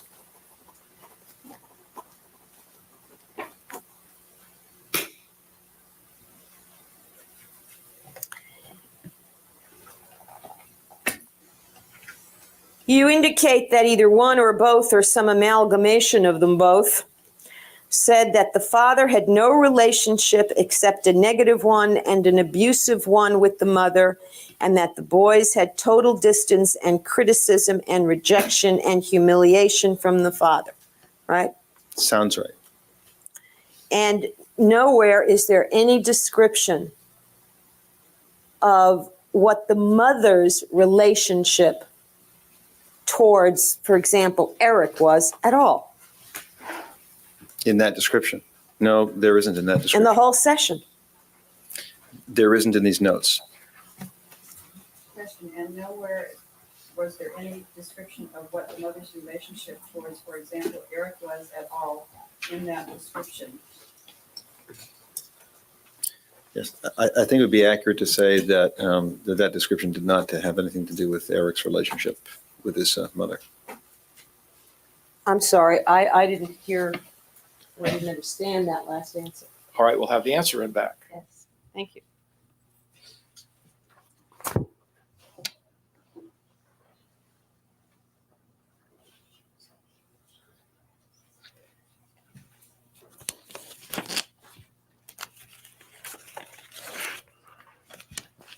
I believe it would be accurate to say that that description would not have anything to do with Erik's relationship with his mother.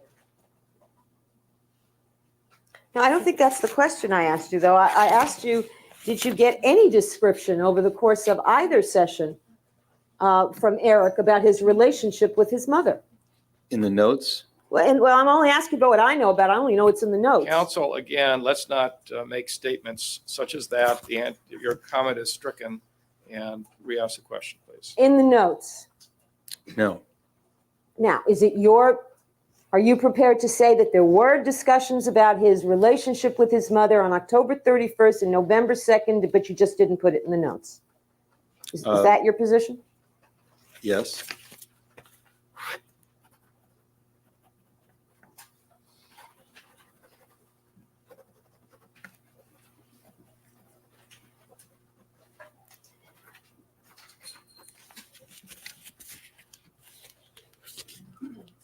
did you make any rational decision or logical decision as to what to put in and what to leave out, or is it just whatever you remembered on the day you dictated? I think that what I attempted to do in dictating these notes was to dictate what the essential elements of these sessions were to the best of my recollection and as faithfully as possible.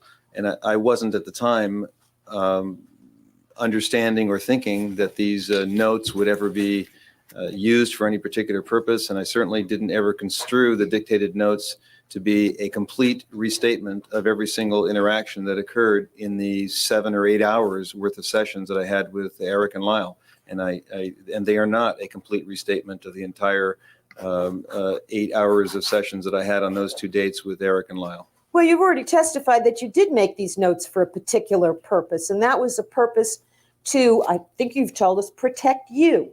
Isn't that why you made these notes? Put them on tape, put them in a safe deposit box?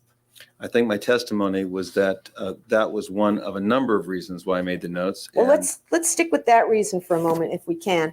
Now, it is your position here that you were threatened on the night of October 31st, and as a result of that threat, you told a woman that you have characterized as not very stable about this confession of murder. Am I stating your testimony accurately so far? that part of it.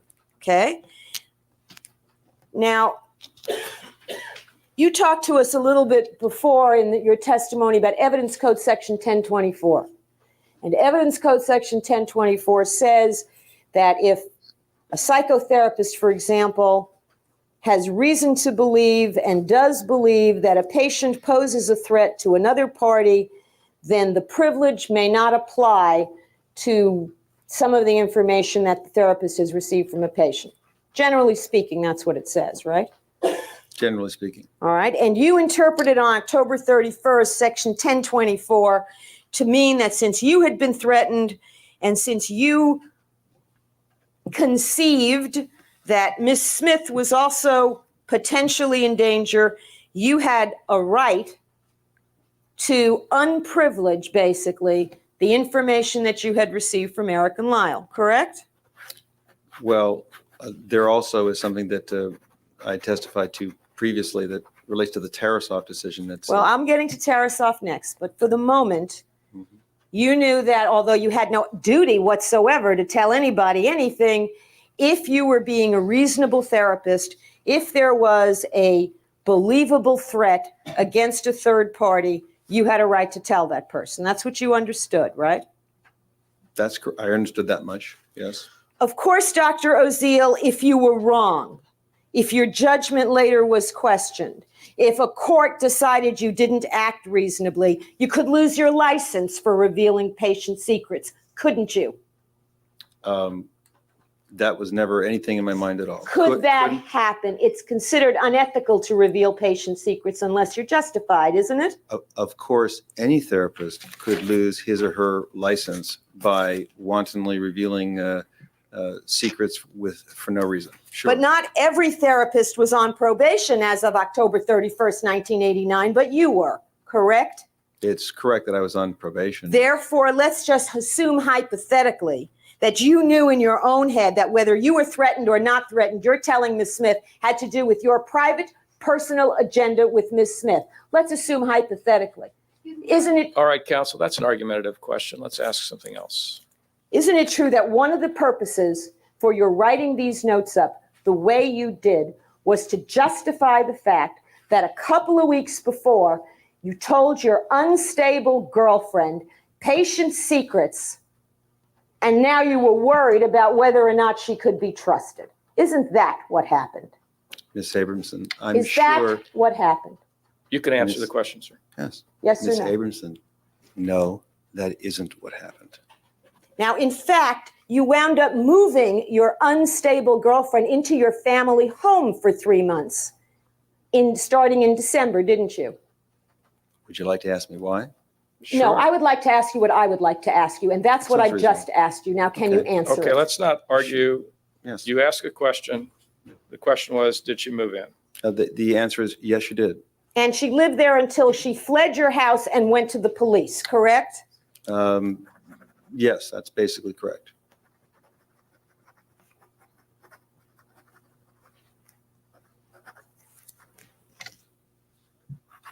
And isn't it true that over the course of your relationship with Miss Smith, you frequently threatened her to control her behavior by telling her, aha, I'm going to tell Erik and Lyle that you know their secret and they'll come kill you.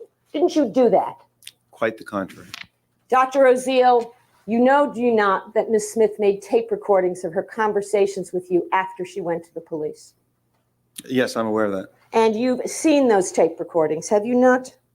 I've seen several of the tape recordings. And do you deny, Dr. Oziel, that on those tape recordings you threaten that she will be killed if she goes to the police because you don't know yet that she's already gone?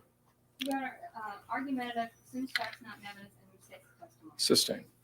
Do you threaten Ms. Is it a Smith? question that you're asking in the present tense? Is he doing it now, or is it something happened in the past? Did he? Okay, I was going to say, then- does he on the tapes? But Okay, just I'll phrase it rephrase in the proper tense, please. on the tapes that Miss Smith made for the police, can your voice be heard threatening that she will die if she goes to the police? No, my voice can be heard warning them that I thought that Erik or Lyle would kill her if she went to the police. And when she said to you, Erik and Lyle will be in jail, they can't kill me, you said, well, I'm going to make sure I'm going to put your name and the names of your friends in a file and make sure that they know that I'm not responsible for giving out the information. Do you remember saying that? No, I don't remember it, but it sounds like something that I could have said based upon the fact that she was threatening to go to the police, and she had previously threatened to falsely tell Erik and Lyle that I had been telling multiple people about the fact that they had committed the murder of their parents, which is totally false. Of course, she had never met Erik and Lyle as of March 5th when she went to the police, had she? Not to the best of my knowledge. And they still didn't know this woman even existed, as far as you knew. Not as far as I knew.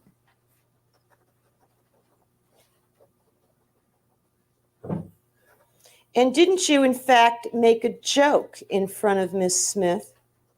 A joke that you and she discuss in these telephone tapes? Didn't you, in fact, say in front of her that you were going to get Erik and Lyle to murder Richard Klein? I have no recollection of that, and it also may involve privilege. So I have to claim the privilege with respect to that. With respect to what? I mean, All right, was your answer no, or that you're claiming a privilege? I don't recall, and I'm also wanting to claim the privilege with respect to any further mention of that. Your Honor, he can't deny something. Well, counsel, let's not argue such a matter at this point. Why don't you move on to something else unless you need to have this resolved at this point?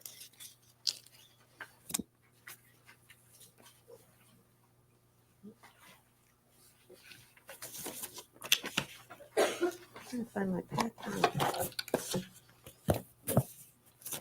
Now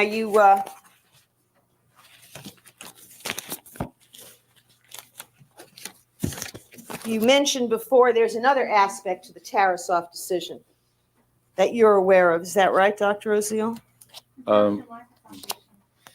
Overall, Is that right? I don't know what you mean by another part or whatever. Can you clarify?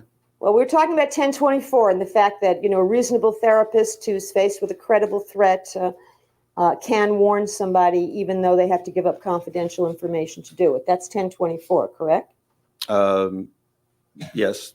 But then there's a case called Tarasoff versus Regents of the University of California. Are you familiar with that case?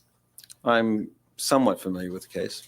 And that is a case that established the legal principle in California that if a therapist doesn't warn a known potential victim of a truly dangerous patient, that therapist can be sued by the aggrieved parties. Isn't that what Tarasoff says? That's not at all what I recalled about Tarasoff. And Well, you recall Tarasoff was a case where there was a psychiatrist who worked for the well, let's university. not go into it then. The issue is what he remembers of it. Tarasoff is a case that created civil liability to Well, lawsuit. again, you're telling him something. I want to ask him if that's how he understands Well, it. let's ask him. He mentioned it. What was, Yeah, why how did you did you mention the understand? Tarasoff case? I only mentioned the Tarasoff case as a way of saying that there, in addition to 1024, there is not only a duty to warn, and I wasn't thinking of civil liability, but rather professional responsibility, a duty to warn. And in addition to that, I mentioned it because it also talks about taking whatever steps are reasonable to prevent the threat and danger. And in my judgment, the steps I took were the reasonable steps necessary to prevent the threat and danger. And Your Honor, that's all I meant by Tarasoff. I'm going to move to strike the witnesses deciding to ask him questions and then answering them. That was not responsive No, to the court's objection is question. overruled. The witness did mention that case, and this was a question asked to explain why he mentioned it. Objection Now, are you overruled. saying that you were unaware that basically what Tarasoff does is it makes a therapist liable to lawsuit if they don't fulfill that duty to warn a third person? You didn't know anything about that part? I don't know if I did or didn't know anything. I didn't relate to that in any way. It I didn't wasn't ask what I if you- remembered about that. I Did you- didn't Did you recall. know about that part? I don't know that I did. I don't think I did. Do you belong to the American Psychological Association? No, I don't at present. Do you belong to the California Psychological Association? No, I don't. You need to find something out first.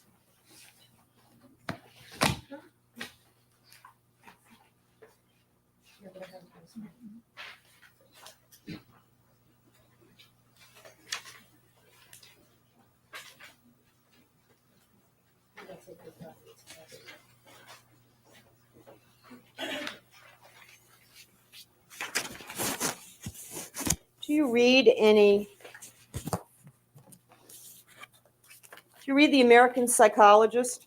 No, objection beyond the scope, irrelevant. It's foundational, Your Honor. The objection is overruled to just that question. Do you ever read that periodical? Not recently, no. Do you know who John Monahan is? No, I don't. Have you ever read anything about limiting therapist exposure to Tarasoff liability? No, I don't. Never read about that at all. No, I haven't.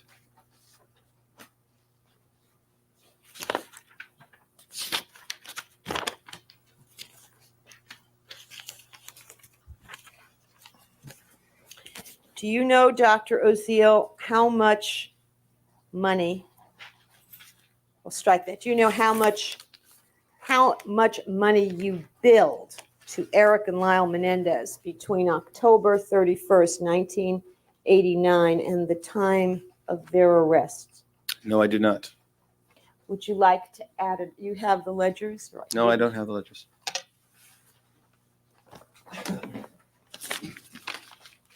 Would you like a pen? If you think I'll need one.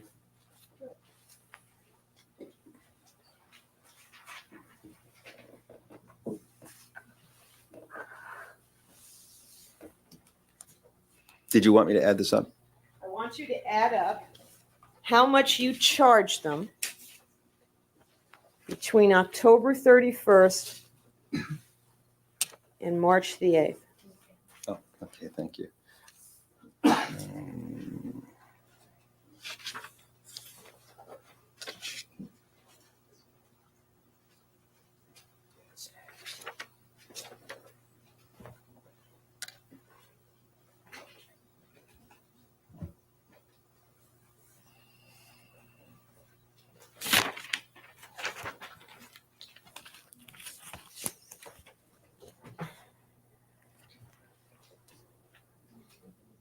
My ledger cards are a little confusing because I have Erik and Lyle's names separately, then I have them on a sheet together. Do you know what the total is? And I'll try to work backwards.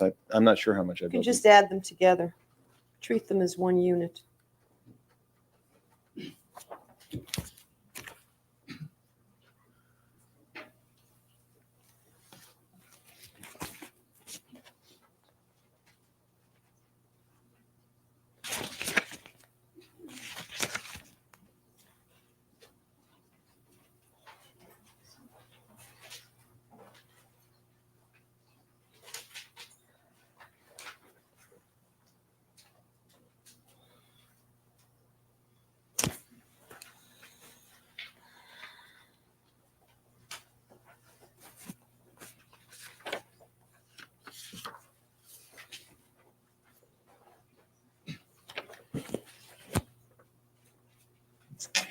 I'm not really sure. I mean, it's hard to determine from these cards.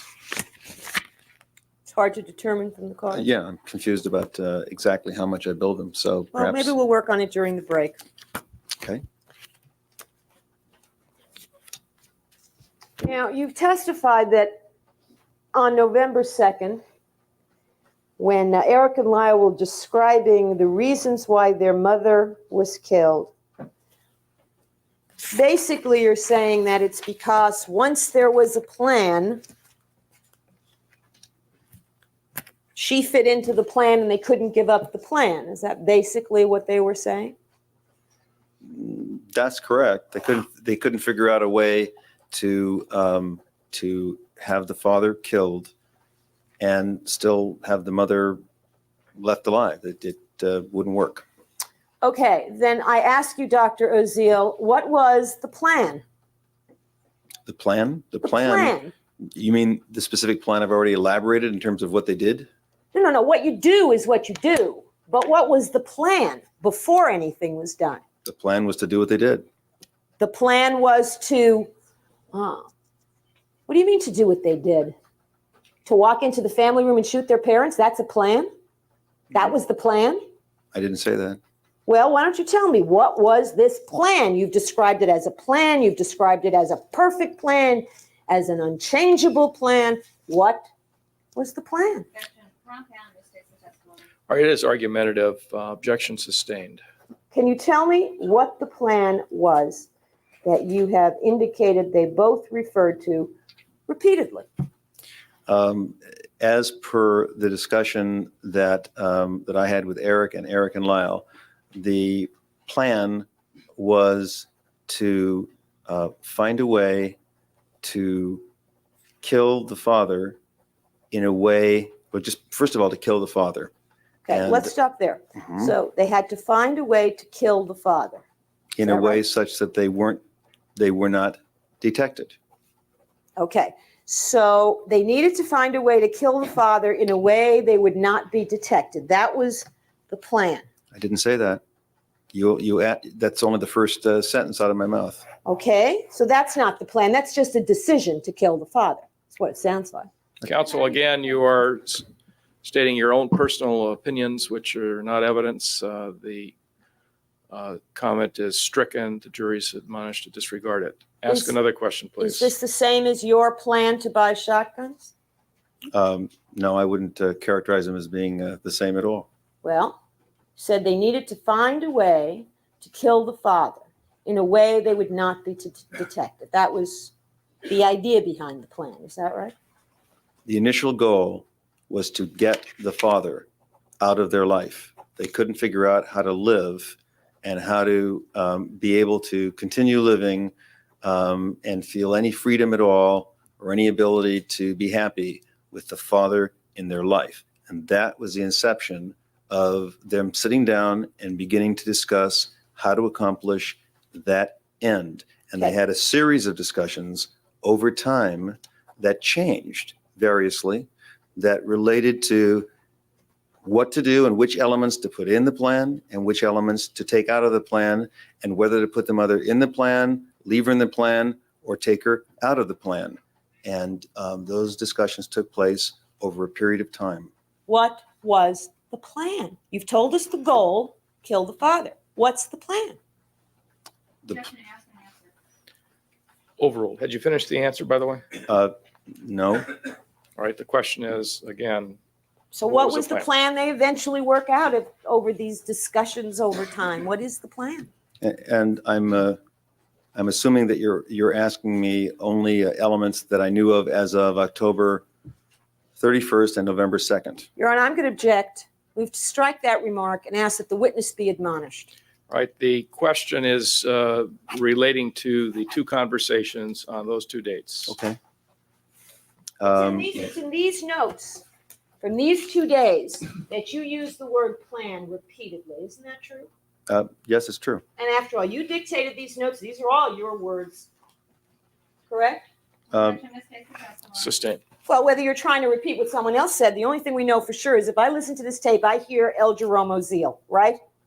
I would think so. Yes. So you use the word plan over and over again. What was the plan?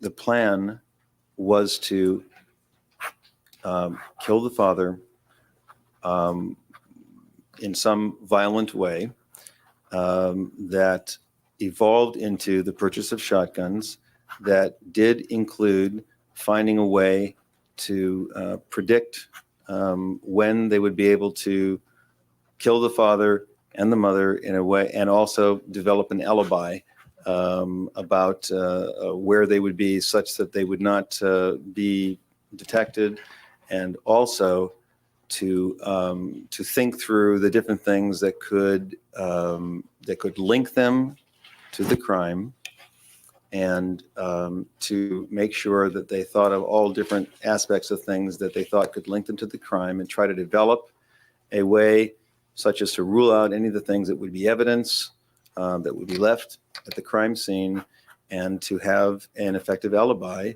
and then to pick a time when their mother and father were in a situation in the home, and to ultimately to kill the mother and the father. But as I said, it was not their original idea or motive to kill their mother. That was something that evolved.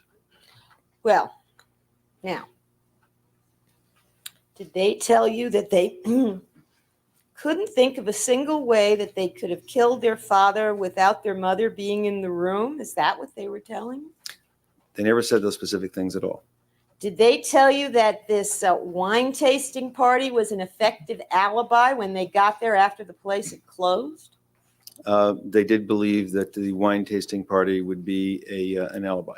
Uh-huh. And when, to your knowledge, Dr. Oziel, did they even find out there was such a thing as that wine tasting party that day?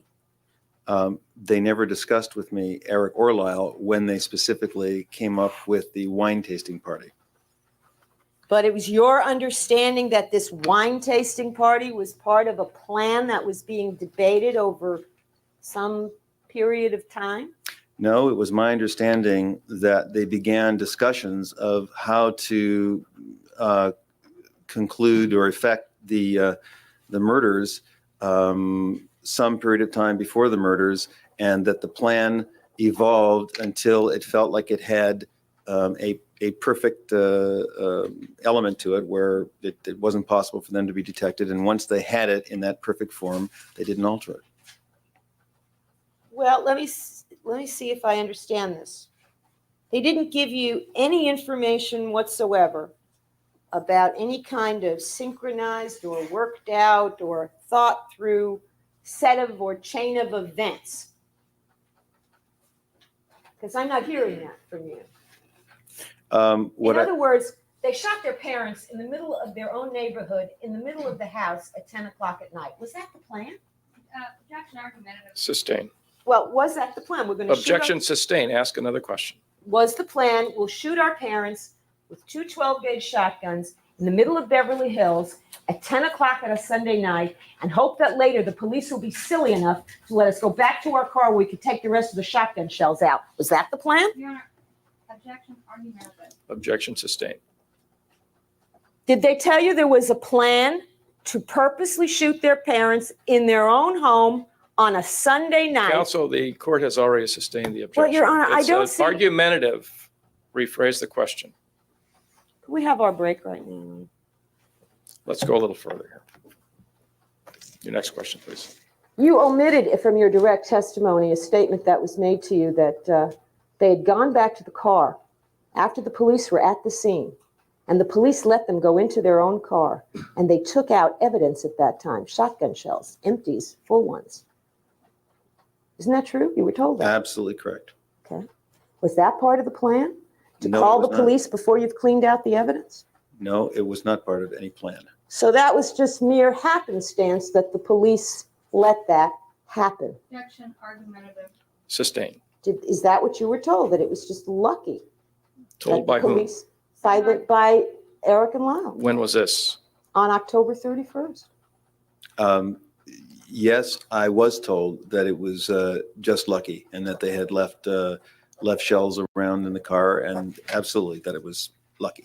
That's what I was told. And was there any indication when you were told this that they didn't think maybe the plan was so perfect since it took luck to keep them from getting arrested that night? Sustain. Well, Your Honor, I'd like to be heard. I don't believe that was argumentative. All right, we'll let you be heard at the sidebar here. All right, why don't you rephrase that question, and then we'll let you take your break. Okay, did, you guys yet? I'm not done yet.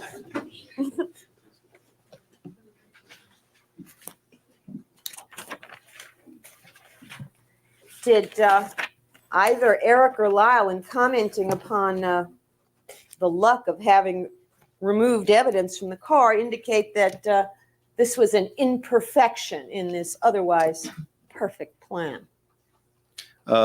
Yes, I don't think that Erik and Lyle felt in retrospect that that the plan was actually carried off perfectly. And I can recall numerous statements that in particular were made by Erik that night that again are not in this record, which relate to Erik having said that it was extremely imperfectly committed. And I can remember all sorts of things that they said that are not in the record. Well, Right. did they mention to you that another aspect in which they just got lucky, which is that the Beverly Hills Police Department never did any gunshot residue testing on their hands, or they would have been arrested that night? I don't know if they mentioned that or not, but they. I remember very specifically Erik mentioning to me the shotgun shells and frankly, kind of shaking his head about the police department, saying that he couldn't believe they let him go back to the car. I mean, that's just frankly, that's what he said. So he couldn't believe that he didn't get arrested that night. That's correct. This would be a good time for a break. All right, we'll take a recess and we'll resume in 15 minutes, which is 25 minutes after the hour. Don't discuss this case with anyone or form any final opinions about it. We'll resume at 3:25. Dave, or Gary?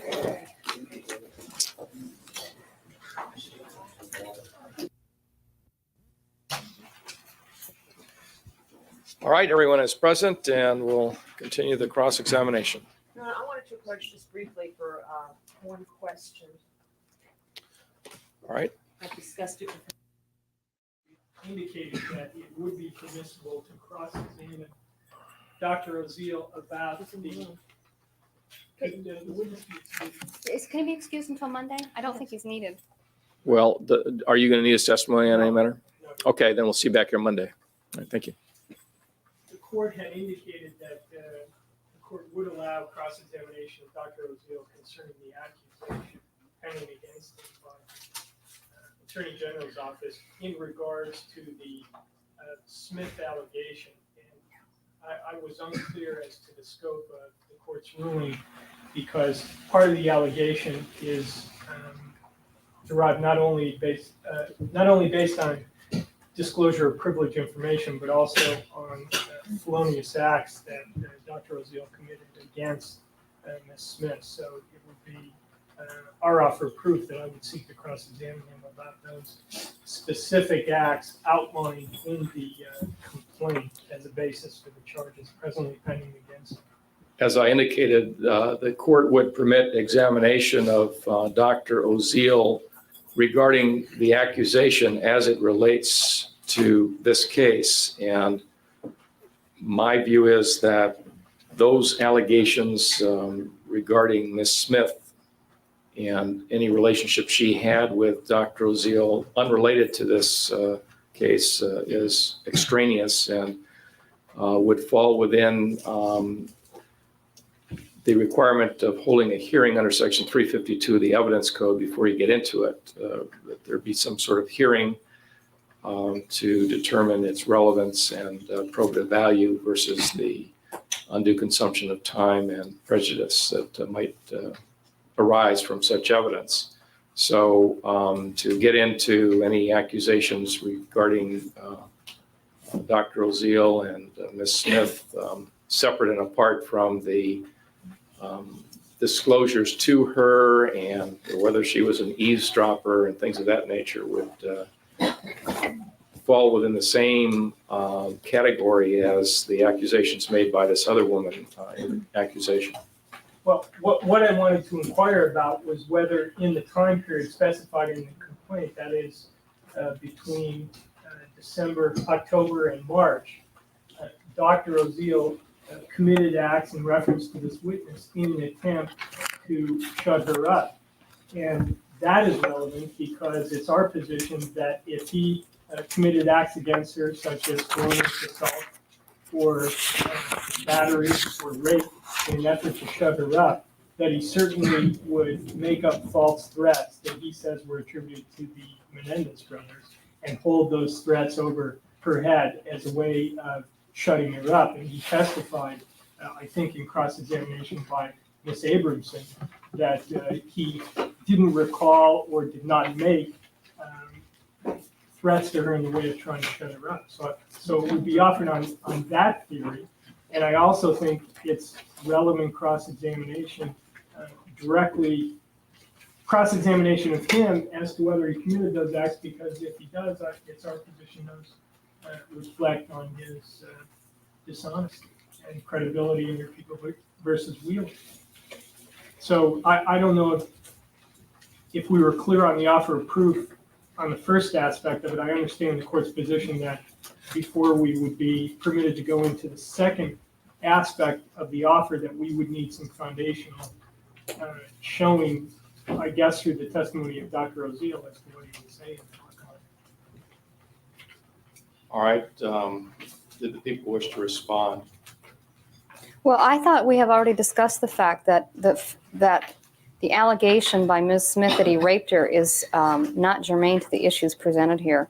And I think I indicated to the court that litigation of this rape would require a trial within a trial. I'd have to call in the deputy DA who rejected it, rejected the rape filing. We'd have to call in the AG who filed the accusation. I mean, it seems to me that doesn't really reflect on his credibility vis-a-vis these defendants, nor is it seems to be going far too far afield in trying to impeach him. I don't have it right. Well, But it's, I have an extra copy. well, you filed it with me, so I know I have it somewhere. I just can't find it at this precise moment.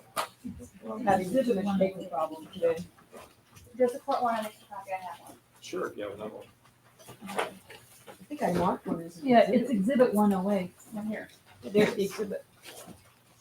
While we're speaking of exhibits, Your Honor, Exhibit 109 is the compilation of medical records involving. All right, that'll be ordered sealed. Thank you. That's all I wanted. In regards to the felonious assault that you referred to, Mr. Burt, is that the allegation of a rape that? No, Your Honor, the lines of inquiry that I would go through, just in response to counsel's comment, she threatens to bring in the deputy district attorney who rejected the charges, the same office that's prosecuting this case. Also to bring in the attorney general as to why the complaint was filed, and that would be all getting us into actually consuming some time and putting in the defense part of the case. It's true that would consume some time, but that's not what I'm seeking to do here. I'm not going to put a witness on the stand, such as an attorney general, and say, in your opinion, did Dr. Oziel commit a rape or an assault here?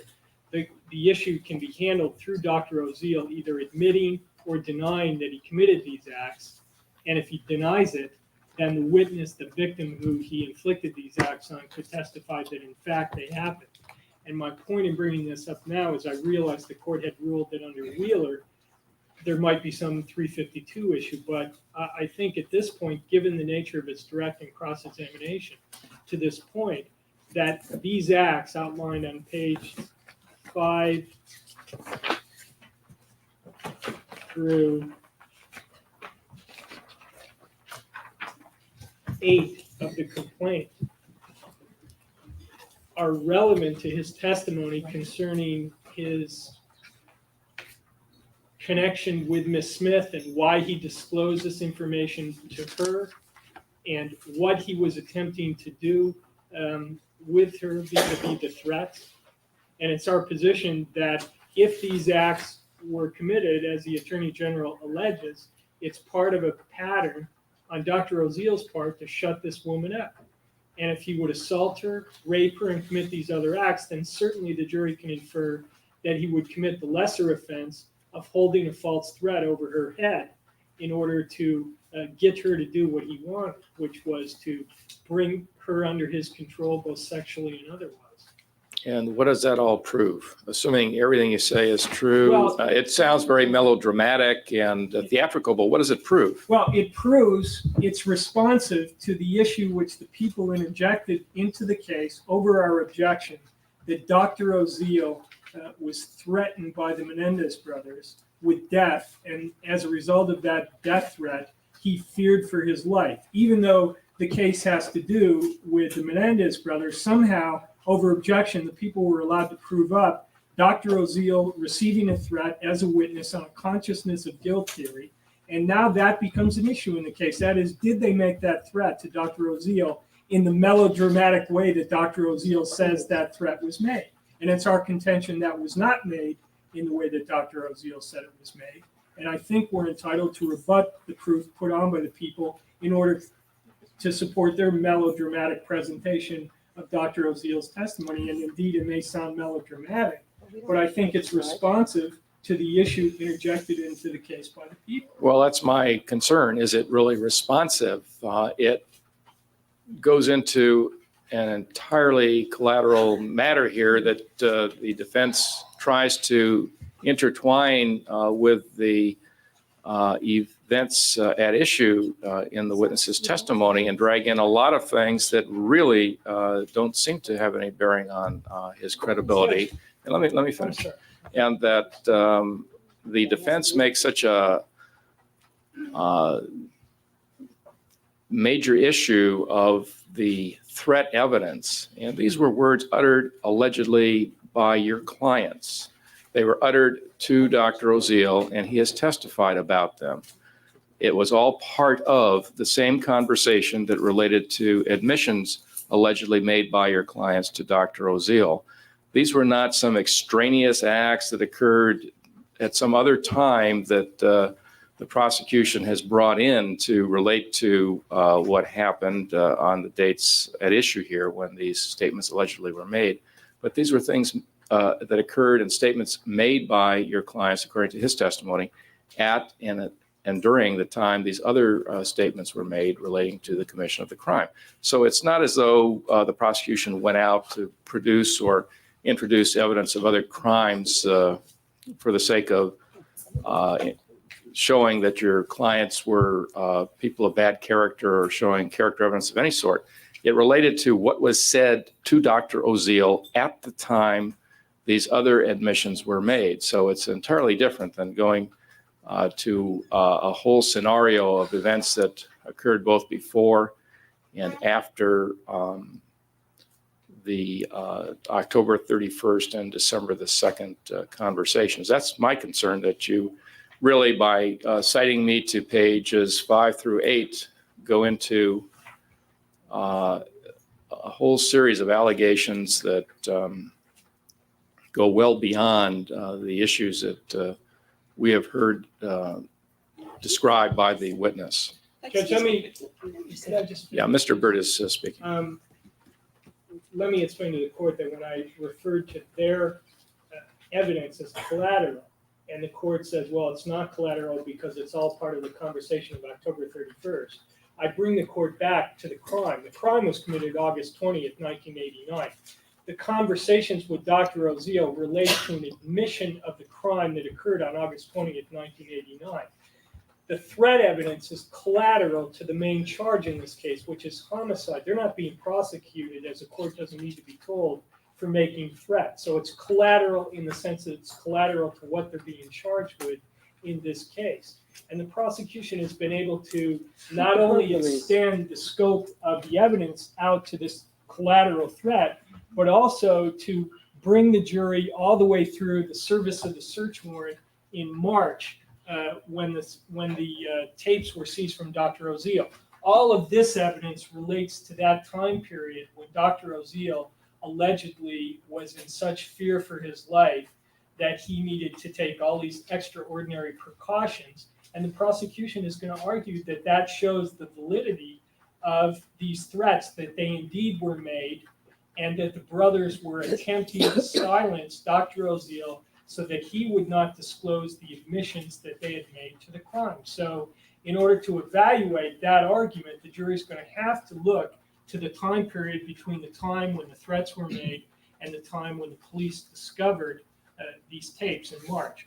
We're not going outside the boundaries set by the prosecution's own evidence. Well, the evidence happens to be that on October 31st and December the 2nd, those were the dates the admissions were allegedly made. So those were the dates at issue, and those were the dates when these alleged threats were also made. It's not the prosecution that's done that. That's just the way the evidence is, and it's not. Those events are not collateral to this trial. The court has excised many things from the admissions of October 31st and December the 2nd that were collateral, and dealt with other things that would not be relevant to this trial and would be prejudicial, and did so at the urging of the defense. Let me finish here, and I'll certainly let you continue. The court has, in rulings on cross-examination, permitted the defense to go extensively into Dr. Oziel's behavior after receiving the information on October 31st. The defense has gone into it extensively. Don't forget, this witness has been on the witness stand on cross-examination for over 2 days already, and more is still to come. So the defense has gone into that in great detail. The bottom line is that the police discovered all of this when the search warrant was served on Dr. Oziel's safe deposit box and at his house. Before that, other than the statements of Judalon Smith, this information was not known to the authorities. So the people had a right to bring that out.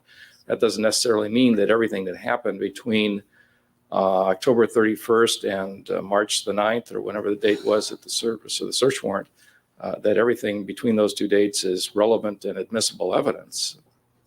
If I could just respond to that, I'd like to urge the court to take a little bit broader view of the 352 analysis here. That is, the court is concentrating on this would be an undue consumption of time. And I want to remind the court that Wheeler and Proposition 8, upon which it is based, could not be premised on the view that any time it's going to take some time to impeach a witness, that therefore the court should exercise its discretion to exclude this type of. No, I certainly am not doing that. No, I understand, but I'm saying that as a preamble to what I'd like to argue to the court. And it seems that if you take a very rigid view of 352, that the worse the witness, the more outrageous the witness has behaved, and the more his credibility should be subject to attack, the more favorable the witness comes across to the jury, because attacking a witness who has all sorts of prior acts of misconduct and dishonesty would by definition take a long time to prove up. And that's a completely distorted view that's presented to the jury as to this witness's credibility. So in effect, it seems like because we have so much material to work with, we're being penalized because it's going to take some time to prove up the fact that Dr. Oziel's a liar.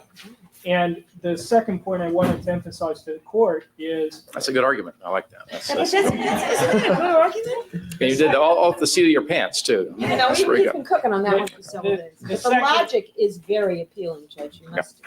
The second point I wanted to make to the court along the same lines is it is not as if we are going beyond the players already outlined by Dr. Oziel's testimony. That is, we're not dragging in through Wheeler or any other device people who are not already part of the scenario with this particular evidence. There are other witnesses who will testify, and we will make specific offers of proof on narrow issues that don't relate to this particular aspect.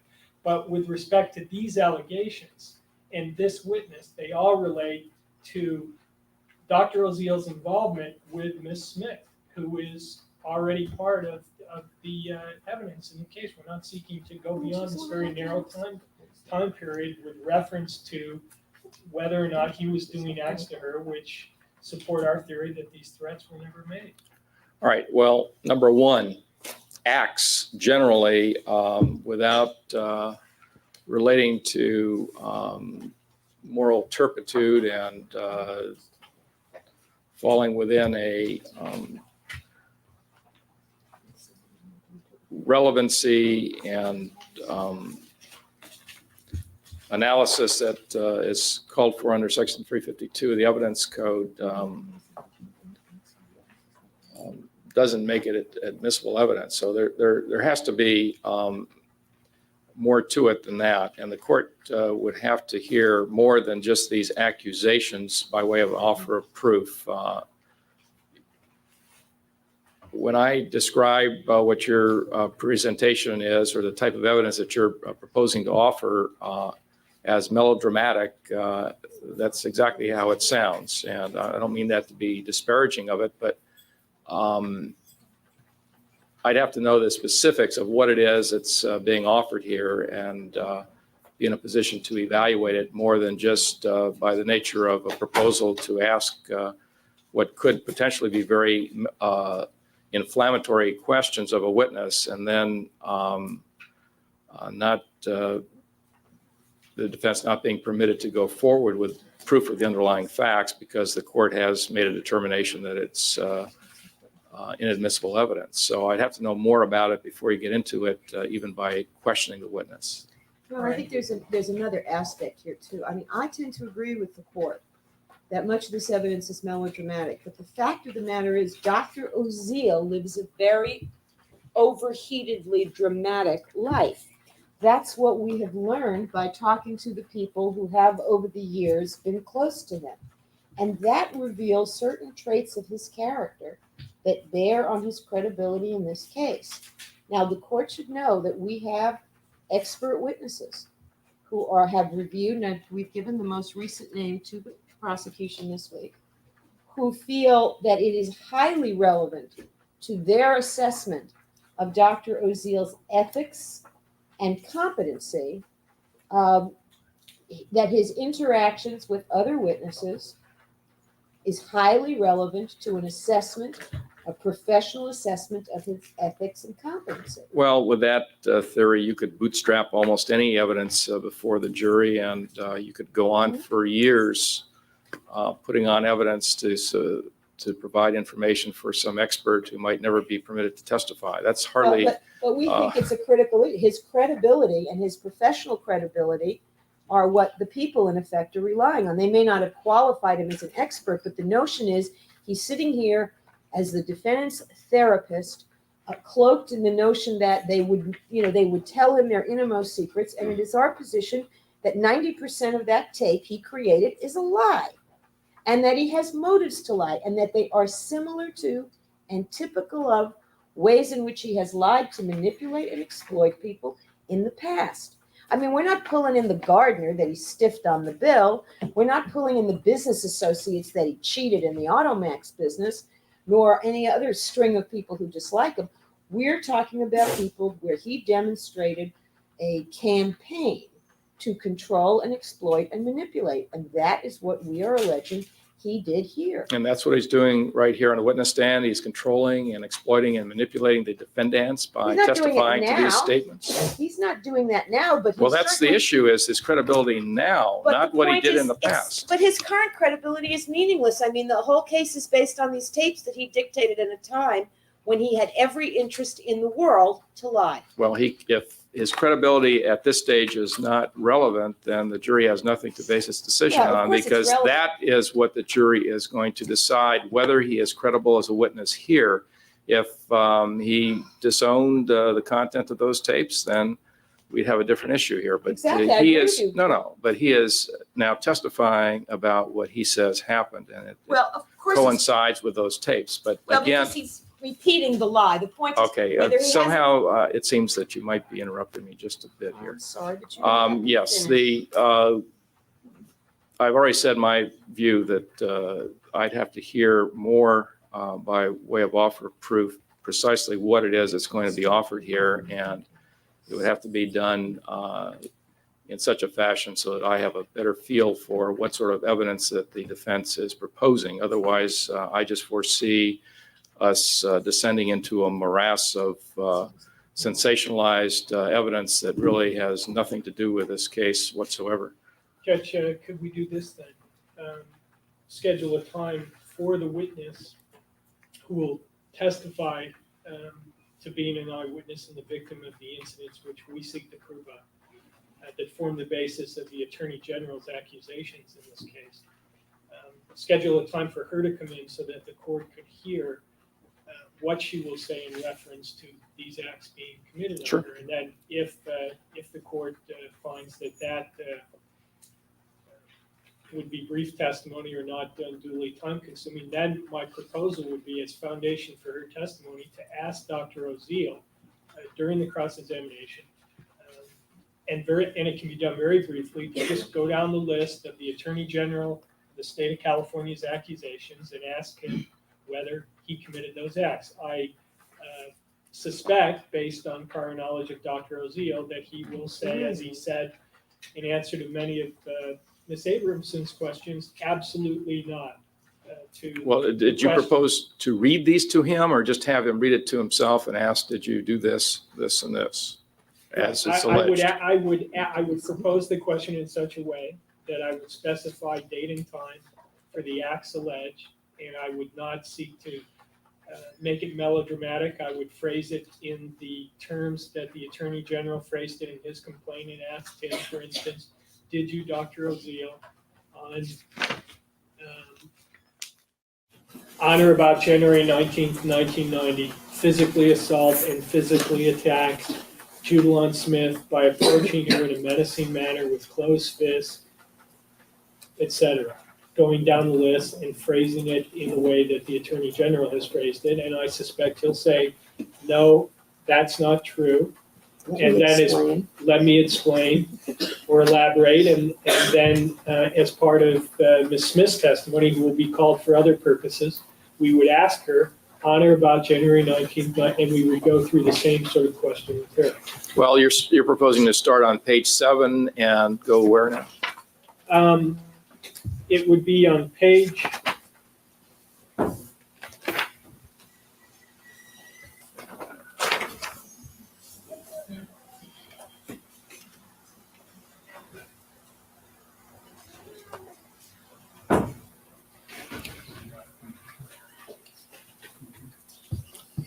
actually, I think the only acts that we're talking about, there are other things alleged in this complaint which are clearly an issue. And the court has already ruled we should go into those, but it's really the two acts that are outlined on page 7 and I believe continuing on to page 8. K and L, paragraphs K and L. Also G. Between December 13th, 1989 and March 4th, 1990, Dr. Oziel intimidated Judalon Smith by threatening to have her placed into a state mental hospital. And then continuing on from that point. All of them or just G, K, and L? G, J, K,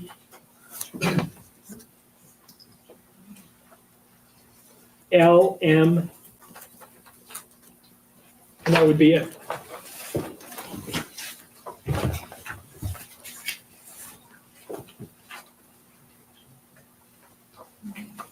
And M is really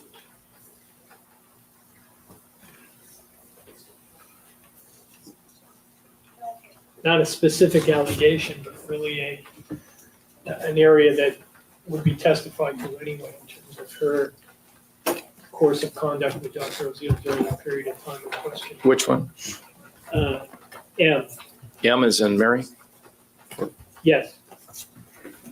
Well, L is related to this incident and the disclosures. Correct.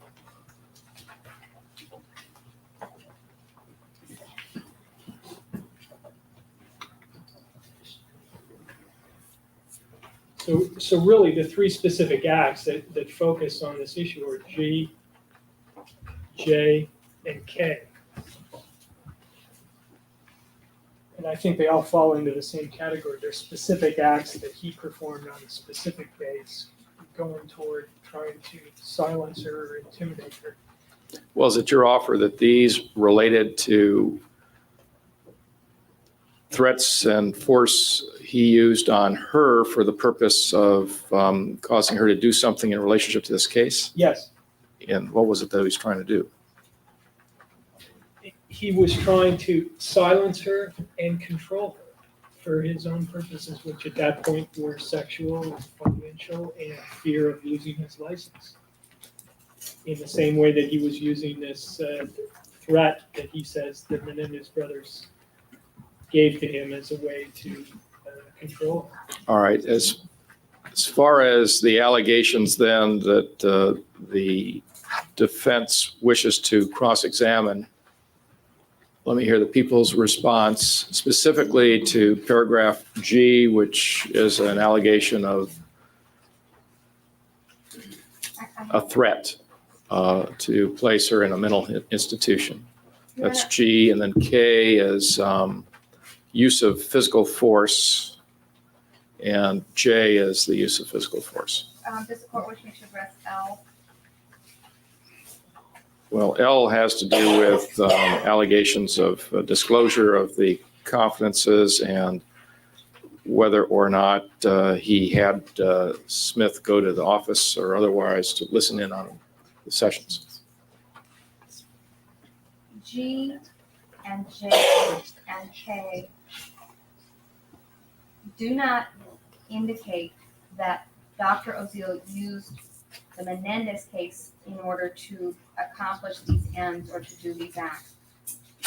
And these particular allegations are specific acts of alleged misconduct used to discredit the witness. Yeah, that's what they're offering them Right, for yeah. under the case of People versus Wheeler. Yes, but I think they need to involve moral turpitude.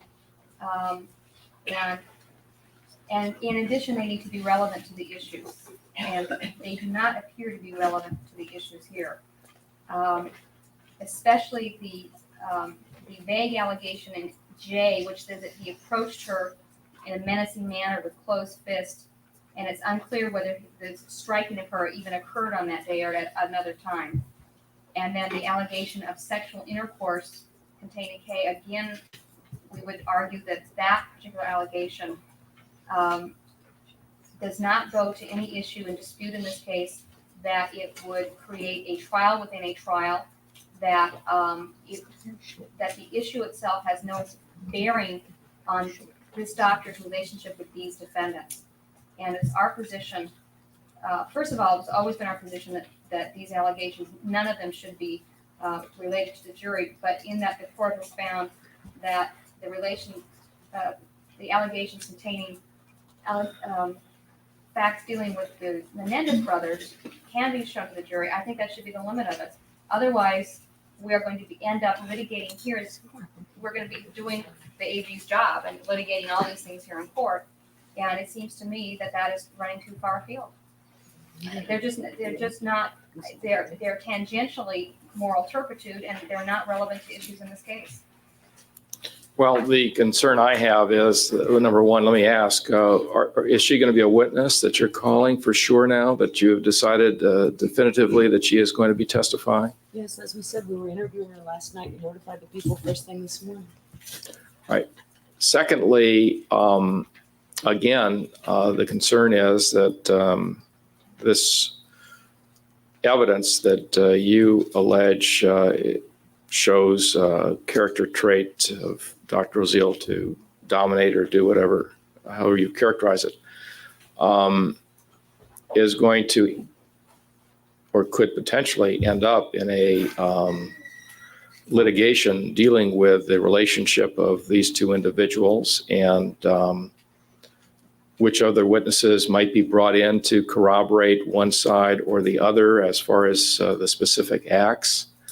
And my concern is that we really would end up in a family law trial that has nothing to do with this case. And that's really the potential that you're presenting me with, is a course of conduct between a man and a woman that might have been a very stormy relationship, but again, the question is, how does that connect to this case? And I still haven't heard that. I really have to hear the testimony of this witness outside the presence of the jury before I would permit that evidence in. Your assertion is that, and your belief is that Dr. Oziel will deny these events occurred. So assuming that that is true, then you don't have to ask him those questions, and we can go on to the hearing outside the presence of the jury prior to the defense evidence or during the defense evidence to hear what she has to say.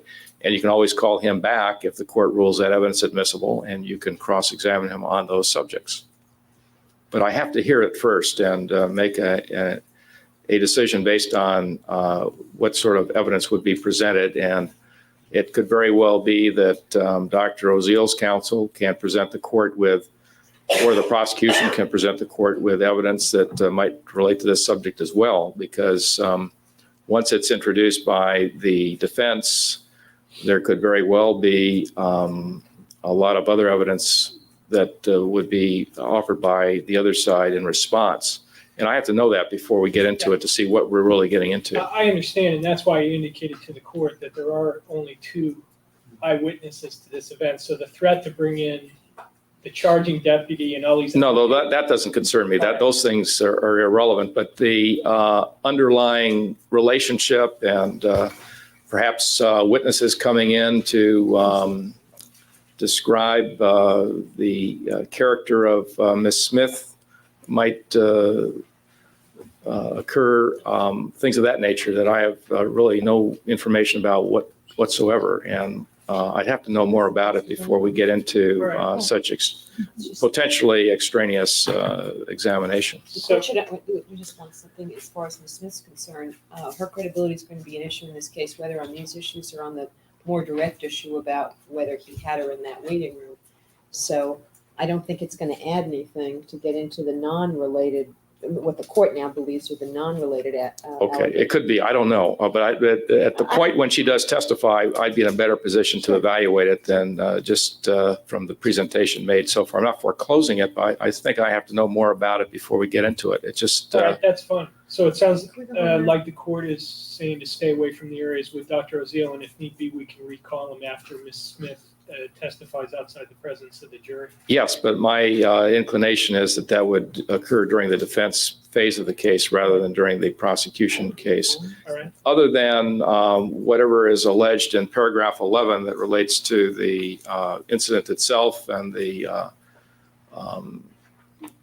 conduct of Smith at the office, if she was there, or whatever it is that's alleged there in the that particular paragraph.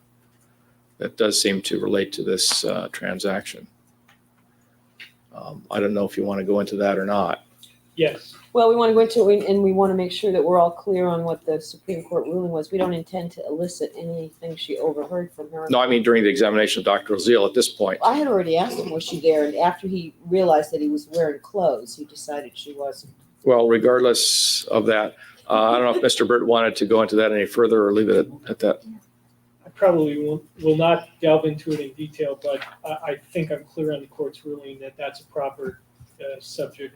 And as I say, I don't intend to dwell on it since it's been covered. And by the way, I don't intend to repeat the lengthy cross-examination on points that have already been covered. Okay, well, that's reassuring. Let me do all the work. Yeah. So. But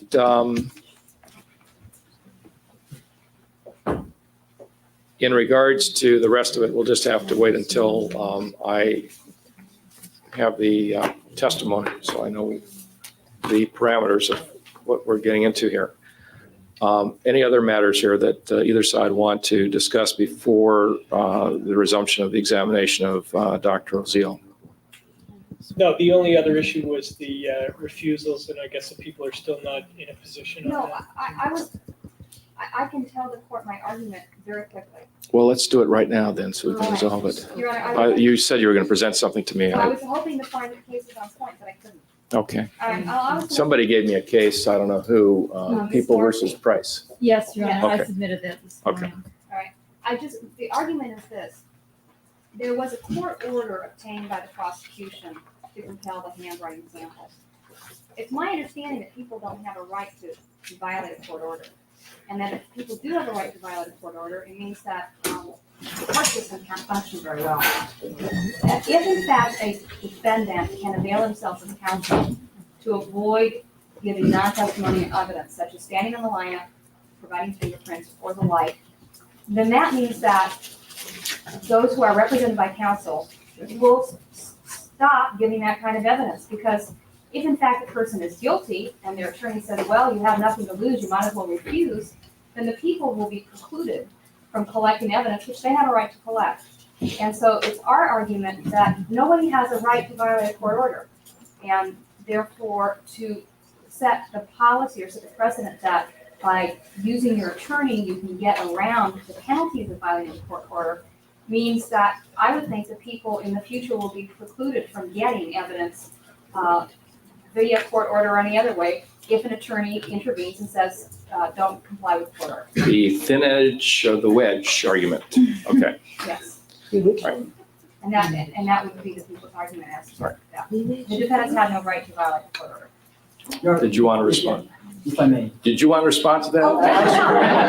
Yeah, I'd like to add to that if I could. Just like that, there are two people here, there's only one people. All right, Mr. Kuriyama. Thank He's you. representing the residents only of the county of Buckingham. I refer the court to the opening statement of both defense counsel. First of all, Ms. Manson, at 775, she claims that on the date of the shotgun purchase, Lyle did not have a valid California driver's license. His license had been suspended. So he simply used Donovan Gaudreau's license. With respect to Ms. Abramson's argument, at page 7118, at the time of the purchase for which Erik Menendez signed the paperwork, they claim that they had nothing to hide, that they signed it and they're admitting that they signed the paperwork. A year later, they're refusing to provide samples of the writing. And I think that's relevant for the jury to hear that. It's important for the jury to hear that. All right, but it's my understanding, and perhaps I am wrong, that the defendant, Erik Menendez, is going to testify that it was his handwriting. Is that right? Yes, indeed, Your Honor. All right, so the jury will hear that as well. And the people do have a very strong argument as to why phony identification was used to purchase the firearms. That's certainly a strong piece of evidence the prosecution has. And that evidence is not in any way diminished, whether or not there is evidence introduced regarding the refusal to provide handwriting samples. This issue in this case is one that relates solely to this case and is not involving any other case pending before any other court, or would certainly not establish any precedent. In this case, the evidence will be that the defendant, Erik Menendez, signed the document. Both defendants apparently are going to so testify, so it will not be in dispute.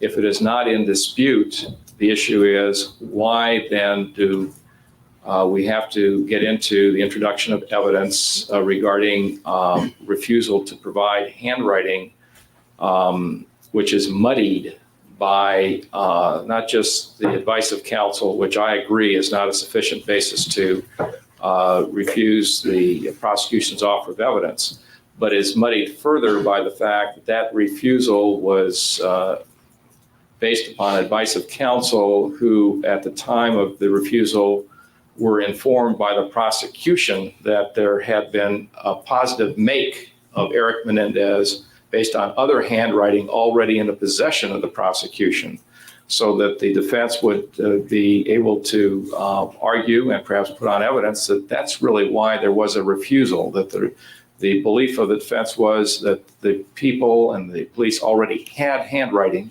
and that they had sufficient handwriting to positively identify Erik Menendez as the person who wrote the signature of Mr. Gaudreau. And therefore, there was no need for additional handwriting. And that's entirely different than a situation where a defendant refuses to provide handwriting and there is nothing else there for the prosecution to use to make an identification, and there is, during the course of the trial, no evidence offered as to the source of the writing, as to who placed the question writing on the document. Those things don't exist here because we'll have that evidence introduced, concessions by the defense and admissions by the defense. And also the nature in which the refusals were made by the defense during these maneuverings in the municipal court, and the people's possession of the already completed handwriting sample and comparison causes the court to weigh this under Section 352 of the Evidence Code. Does the probative value of the refusals in this case, based upon the circumstances that exist in this case, substantially outweigh the potential for confusion of issues and prejudice and undue consumption of time, and the very real likelihood that counsel would be required to testify about these subjects as far as why there was a refusal and the nature of it. Based on that, the court finds that the prejudicial effect and the undue consumption of time and the potential to confuse issues substantially outweighs the probative value, and therefore, in this case, the court will sustain the objection as far as the refusals. I don't think this in any way constitutes any precedent in any other case or would control any other case. It's a rather unique set of circumstances that existed at the municipal court. I've already made my observations that one, in looking at the transcripts, could easily conclude that there was manipulation by defense counsel in the way things were structured. Defense counsel using the refusal to provide handwriting samples as a tool to obtain discovery from the prosecution. That's certainly an analysis that one could make of the events that occurred in the municipal court. But overall, under analysis under Section 352 of the Evidence Code, the court will sustain the defense objection to the introduction of that evidence. Could this be without prejudice so that if we feel that it's relevant later on in the trial during the defense, we could renew our motion? Of course, if it develops that the defense in some fashion takes a different posture, or if something develops during the course of the defense that requires the evidence or makes the evidence, the probative value of the evidence more substantial than it appears at this time, the court would certainly entertain that again. Thank you. All right, then anything else now? All right, we'll be in recess until Monday at 9 o'clock.